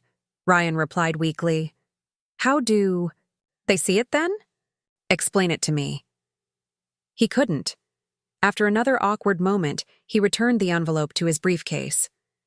Think about it, at least. Court is unpredictable. I have thought about it. For years, I've bent over backwards to maintain a relationship with people who consistently put their own interests above everyone else's. I'm done. I'll see you in court tomorrow. As I closed the door behind him, I felt a surprising sense of calm. Tomorrow would be difficult, perhaps one of the most challenging days since my diagnosis. But unlike my cancer, which had invaded my body without warning or invitation, this fight was one I had chosen. A conscious decision to protect my children and myself from people who had demonstrated time and again that they couldn't be trusted with our well-being. That evening, when the twins returned from their activity day, full of stories about the therapy dogs they'd met and the art projects they'd created, I held them a little tighter than usual. Whatever happened in court the next day, these precious children were worth every battle. They deserved a mother who stood firm against manipulation and toxic behavior, who showed them by example that love shouldn't come with conditions or price tags. As I tucked them into bed, Noah looked up at me with his father's earnest brown eyes. Mommy, are you still a warrior even without your mohawk? My hair had started to grow back, a soft fuzz covering my previously bare scalp. I'm always a warrior, I assured him. Some battles you can see, like fighting cancer. Other battles are invisible, but just as important. Like what? Ellie asked sleepily. Like standing up for what's right, even when it's hard, I said, kissing her forehead. Like protecting the people you love. We protect you too, Noah declared, puffing out his little chest. We're warriors like you. Yes, you are, I agreed, my heart full despite the looming court date. We're warriors together. The family court was nothing like the imposing marble edifices shown in legal dramas. Instead, it occupied 2 floors of a nondescript government building, its hallways filled with anxious families awaiting decisions that would reshape their lives. I sat on a hard bench outside courtroom C, Harriet beside me reviewing documents one final time, while my support team gathered nearby. Pauline had arranged her chemotherapy schedule to be present. Diana sat quietly knitting what looked like a child's hat, her calm presence a counterbalance to my nervous energy. Sarah from Cancer Care Companions had come with a thick folder of volunteer credentials and schedules. Even Mrs. Abernathy had insisted on attending, claiming she wouldn't miss it for the world. This mismatched group of cancer survivors, healthcare workers, and neighbors had become my chosen family in the crucible of illness and abandonment. My parents arrived with the precise timing of people accustomed to making an entrance. My mother wore an expertly tailored suit in a subdued navy that screamed wealthy restraint, while my father had opted for the distinguished gray he reserved for important business meetings. Ryan followed a few steps behind, his expression unreadable. Flanking them was a silver-haired man I assumed must be Brandon Mills, their attorney. My mother's eyes widened slightly at the sight of my assembled support team. Perhaps she had expected me to appear alone and vulnerable. Instead, I was surrounded by people who had shown more genuine care in a few months than she had demonstrated in my entire lifetime. We avoided direct interaction, maintaining opposite ends of the hallway until the bailiff called our case. Inside the courtroom, Judge Eleanor Vasquez, a woman in her 60s with shrewd eyes and a no-nonsense demeanor, reviewed the filings briefly before addressing us. Before we begin formal proceedings, I want to be clear about something, she stated, looking directly at both legal teams. This court's primary concern is the well-being of the minor children. I have no patience for family disputes that use children as leverage in adult disagreements. Keep that in mind as we proceed. Brandon Mills rose first, presenting a carefully crafted narrative of concerned grandparents worried about their vulnerable grandchildren being cared for by a rotating cast of strangers, while their mother underwent debilitating cancer treatment. He described my parents as pillars of the community, financially stable, with a suitable home environment and deep family bonds with the twins. Your Honor, the grandparents seek temporary custody only until Ms. Sullivan completes her medical treatment, he emphasized. They wish to provide stability during this challenging time, after which they would gladly return the children to their mother's care. Judge Vasquez listened without expression, occasionally making notes. When Mills mentioned the deep family bonds, she looked up sharply. Counsel, I see from the respondent's filing that prior to the mother's diagnosis, the grandparents saw the children approximately 4 times in the past year, with visits averaging less than 2 hours. Is that disputed? Mills hesitated. Your Honor, the limited visitation was due to geographical distance and scheduling conflicts, not lack of interest. The parties have lived in the same city for the past 6 months, correct? Yes, Your Honor, but... And these scheduling conflicts, they persisted even after the cancer diagnosis? My clients had certain commitments that were difficult to rearrange, Mills admitted reluctantly. Judge Vasquez made another note. Proceed. When it was Harriet's turn to present our case, she took a different approach. Rather than attacking my parents directly, she focused on the comprehensive support system I had established for the twins. Your Honor, Ms. Sullivan has done exactly what a responsible parent facing serious illness should do. She has created a structured, consistent care plan, utilizing both professional resources and community support. Harriet gestured to my supporters in the gallery. These are not random strangers, as opposing counsel suggests, but carefully vetted volunteers, medical professionals, and longtime family friends. She submitted the documentation we had gathered, statements from the preschool, volunteer credentials from cancer care companions, assessments from healthcare providers who had observed my parenting during treatment. Furthermore, Harriet continued, Mrs. Sullivan has maintained her work as a freelance graphic designer throughout treatment, ensuring financial stability for her family. The children are thriving in their current arrangement, as confirmed by their preschool teachers and pediatrician. When the judge asked about my parents' claim that they had previously provided significant support, Harriet was ready with bank statements showing the financial assistance had flowed in the opposite direction, from me to them, for the past 3 years.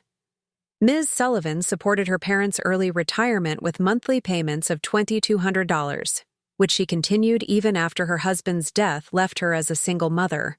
It was only when her cancer diagnosis created medical expenses that she redirected these funds to her own family's needs.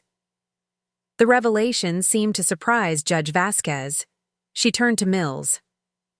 Counsel, did your clients disclose this financial arrangement in their petition? Your Honor, the financial relationship between the parties is complex and mutually beneficial, Mills attempted, but the judge cut him off. That wasn't my question. Did they disclose that they were receiving regular financial support from the daughter they now claim is unable to manage her affairs? No, Your Honor.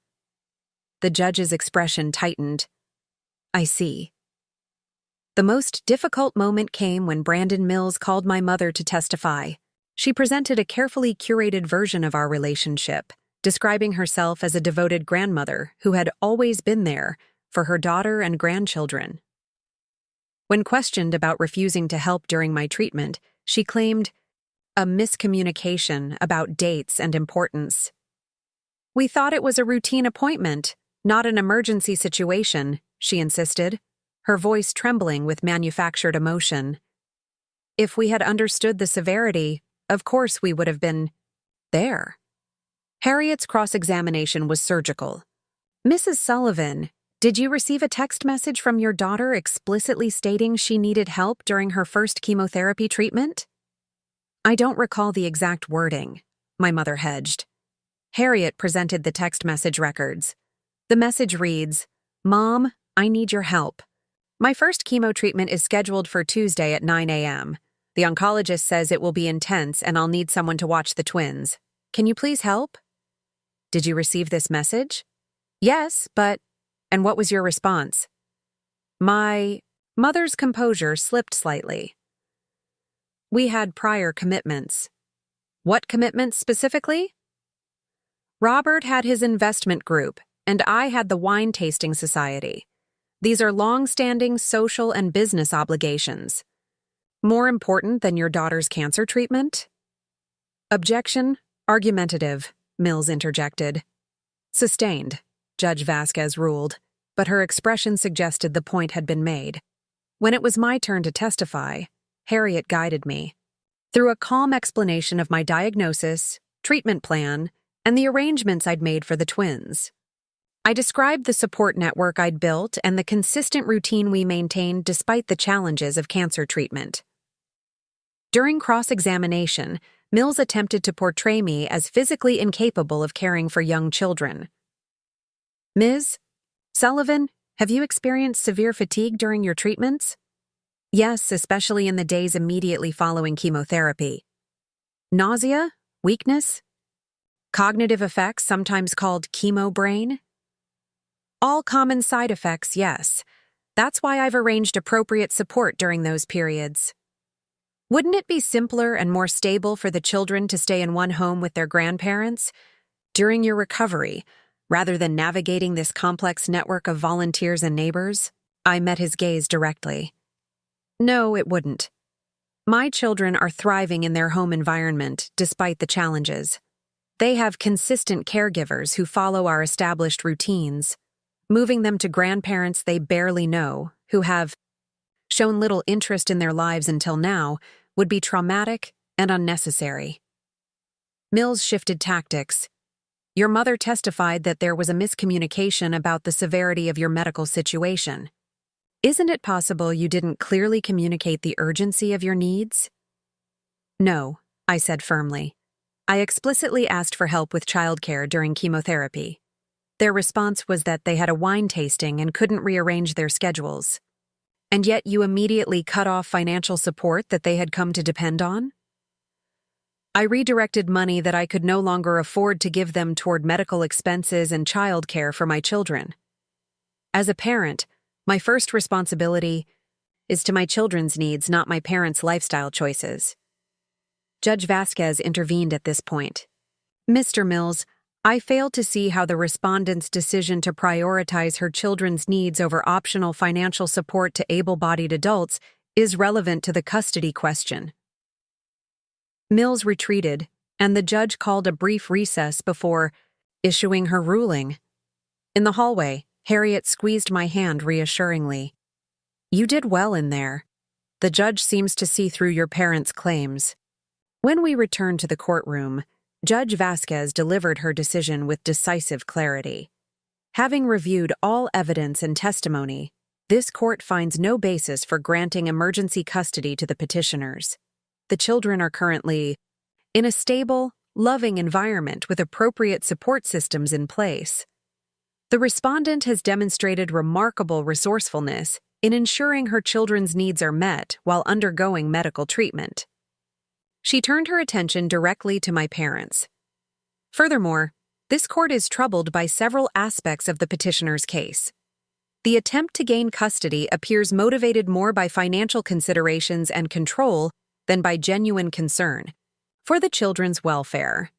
The petitioner's refusal to provide even minimal assistance during the respondent's medical crisis, followed by this aggressive legal action, suggests an inappropriate use of the court system to punish the respondent for asserting financial independence. My mother's face had gone rigid with controlled fury.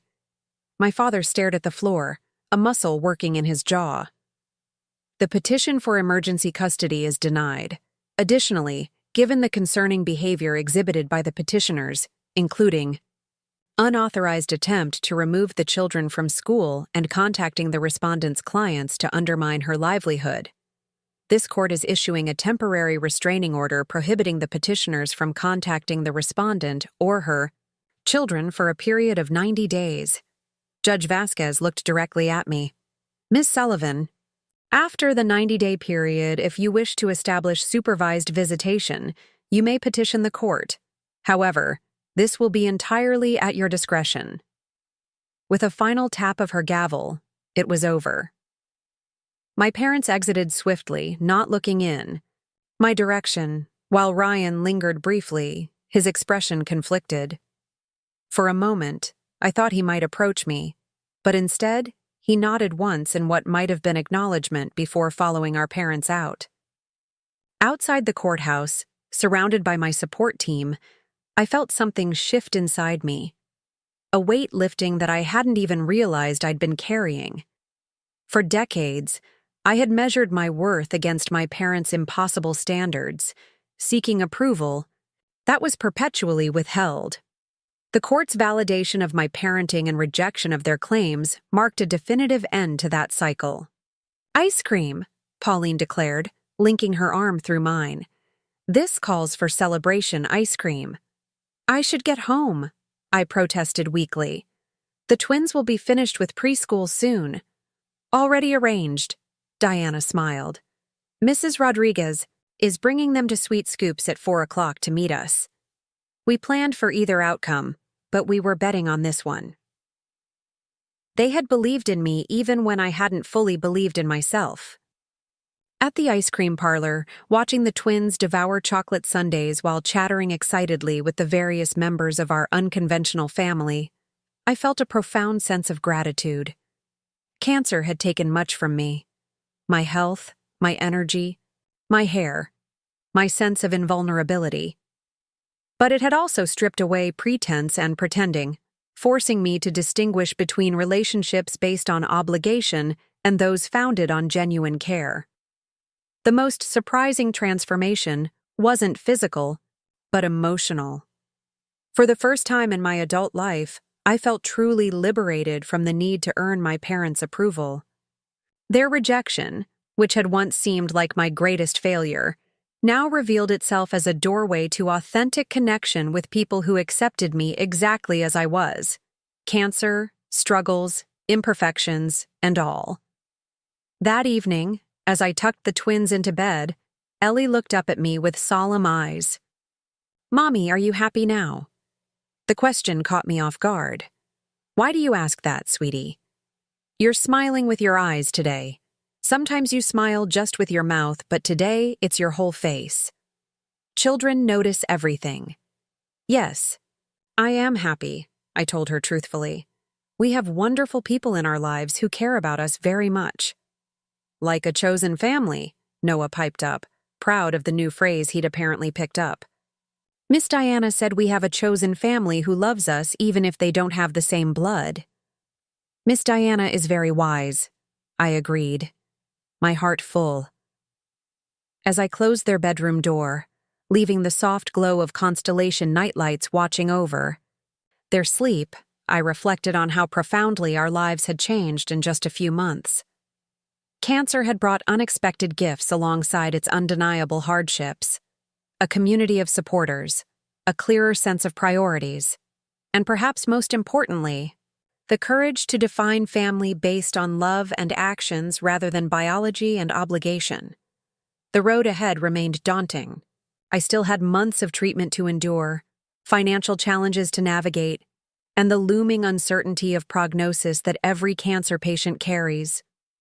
But for the first time, I faced these challenges standing firmly in my own truth, no longer contorting myself to earn conditional acceptance from people incapable of giving unconditional love. In the quiet of the evening, surrounded by the evidence of our modest but love-filled life, children's artwork on the refrigerator, get-well cards from new friends covering the bulletin board, the calendar marked with treatment dates and volunteer schedules, I recognized that transformation often comes disguised as devastation. Cancer had broken open my life, but in that breaking, created space for something far more precious to grow. 6 months after the court hearing, I sat in Dr. Patel's office awaiting the results of my post-treatment scans. The chemotherapy regimen had concluded 3 weeks earlier, leaving me physically depleted but emotionally stronger than I'd ever been. The twins, now approaching their 5th birthday, had adapted to our new normal, with the remarkable resilience children often demonstrate when surrounded by consistent love and honesty. Dr. Patel entered with a smile that immediately eased the knot of tension in my chest. "The scans look good, Megan. Very good. No evidence of disease." Those simple words, "no evidence of disease," held an entire universe of relief and possibility. Not a guarantee, of course. Cancer survivors live with the specter of recurrence, a shadow that never completely disappears. But it was the best possible news at this juncture, a milestone worth celebrating. "So, what happens now?" I asked, my voice steadier than I expected. "Now we monitor. Follow-up scans every 3 months for the first year, then extending to 6 months if things remain clear. You'll continue hormone therapy for 5 years given your cancer type, but the intensive treatment phase is behind you." Behind me. The phrase resonated as I left the hospital, blinking in the bright autumn sunshine. So much lay behind me now. Not just chemotherapy, but also the exhausting dance of seeking approval from people who viewed love as a transaction rather than a gift. The 90-day restraining order against my parents had expired without incident. They had made no attempt to contact me or the twins once the court ruled against them. Through mutual acquaintances, I heard they had sold their townhouse and relocated to Florida, ostensibly for my father's arthritis, but more likely to escape the social embarrassment of losing the court case. My brother Ryan had sent a terse email, congratulating me on completing treatment, but made no mention of repairing our relationship or maintaining contact with his niece and nephew. Their absence created space for genuine connections to flourish. Pauline's cancer support group had become a cornerstone of my social life, offering understanding that even well-meaning friends without cancer experience couldn't provide. The twins had blossomed in the embrace of our chosen family, developing attachments to consistent caregivers like Diana, Katie, and Mrs. Abernathy, who continued to be present in our lives even after my treatment ended. Most surprisingly, I had developed a close friendship with Sarah from Cancer Care Companions. Our relationship had evolved from professional coordination to personal connection as we discovered shared interests in photography and hiking. She had invited the twins and me on weekend nature walks when my energy permitted, documenting our adventures with her professional camera. These outings became healing rituals, connecting us to a world beyond cancer and family drama. To celebrate the good scan results, I organized a small gathering in our apartment. Not a cancer-free party, a term that felt tempting fate, but a gratitude celebration, acknowledging everyone who had helped us through the darkest months. The twins enthusiastically created decorations, their art skills having flourished under the tutelage of Tanya from the support group, who had introduced them to new techniques during her childcare shifts. As our guests arrived bearing potluck, dishes, and small gifts, I was struck by how this assortment of people, once strangers brought together by crisis, had become integral to our lives. The twins moved comfortably among them, sharing stories and seeking attention with the ease of children who feel securely attached to their community. "You've created something beautiful here," Diana observed, watching the twins demonstrate a complicated handshake ritual they had developed with Mr. Rodriguez's son.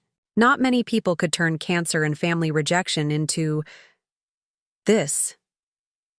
"I had help," I reminded her, gesturing to the room full of supporters. "Yes, but you were open to accepting it," she countered.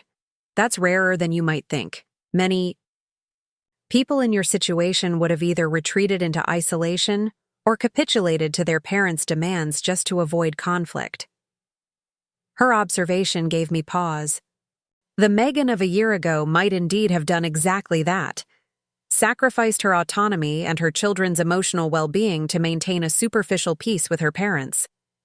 Cancer had forced me to recognize what truly mattered, burning away, the chaff of obligation and appearance to reveal the essential core of authentic connection. Later that evening, after our guests had departed and the twins were tucked into bed, I sat on our small balcony, watching the city lights flicker against the darkening sky. My phone buzzed with an unexpected notification, an email from my aunt, Patricia, My mother's sister, whom I hadn't heard from since before the court case. Megan, it began simply, I owe you an apology for not reaching out sooner. Your mother informed the family that contact with you was legally prohibited. But I recently learned from a mutual acquaintance that this was not entirely truthful.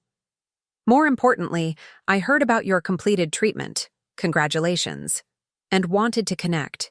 The email continued, explaining that Aunt Patricia had experienced her own falling out with my mother years earlier, but had maintained limited contact for family harmony. Your courage in setting boundaries has inspired me to reassess some of my own choices, she wrote. If you're open to it, I'd love to rebuild our relationship on more honest terms, and perhaps eventually get to know those wonderful twins I've heard so much about. Her message ended with no pressure or expectation, just an open door should I choose to walk through it. I sat with the possibility, testing my feelings about reconnecting with even a peripheral member of my biological family. Unlike my parents' communications, Aunt Patricia's note contained no demands, no guilt-inducing language, no subtle manipulations, just a genuine expression of regret and interest in connection. This, I realized, was the fundamental difference. Healthy relationships offered choice rather than obligation, respect rather than control, authenticity rather than performance. The past year had taught me to recognize the distinction with unflinching clarity. After thoughtful consideration, I replied to Aunt Patricia's email with cautious openness, suggesting we begin with phone conversations before involving the twins. Her response was immediately respectful of these boundaries, another encouraging sign that this family connection might be worth exploring, unlike the ones I had necessarily severed. The following weekend, Sarah invited us to join her for a photography expedition at the Boston Harbor Islands. The autumn weather was perfect, crisp and clear with leaves beginning to turn vibrant shades of red and gold. The twins raced along the shoreline collecting shells and interesting stones while Sarah captured candid images of our adventure. I have something for you, she said as we watched the children examining a tide pool. She handed me a small wrapped package, a completion gift. Inside was a beautiful leather-bound album filled with photographs Sarah had taken over the past 6 months. The twins building their first snowman after my second treatment, my purple mohawk day surrounded by supportive friends, quiet moments, reading stories during recovery periods, all the way through to recent images showing my hair beginning to grow back in soft curls and my face filling out as the treatment effects gradually receded. The final page held a photograph I didn't remember being taken. It showed me from behind, standing at the courthouse steps after the custody hearing, surrounded by my support team. My posture was straight, my head held high despite my thin frame, and the colorful scarf covering my bald head. The twins stood on either side of me, looking up with expressions of complete trust. "This is my favorite," Sarah said softly. Up next, you've got 2 more standout stories right on your screen.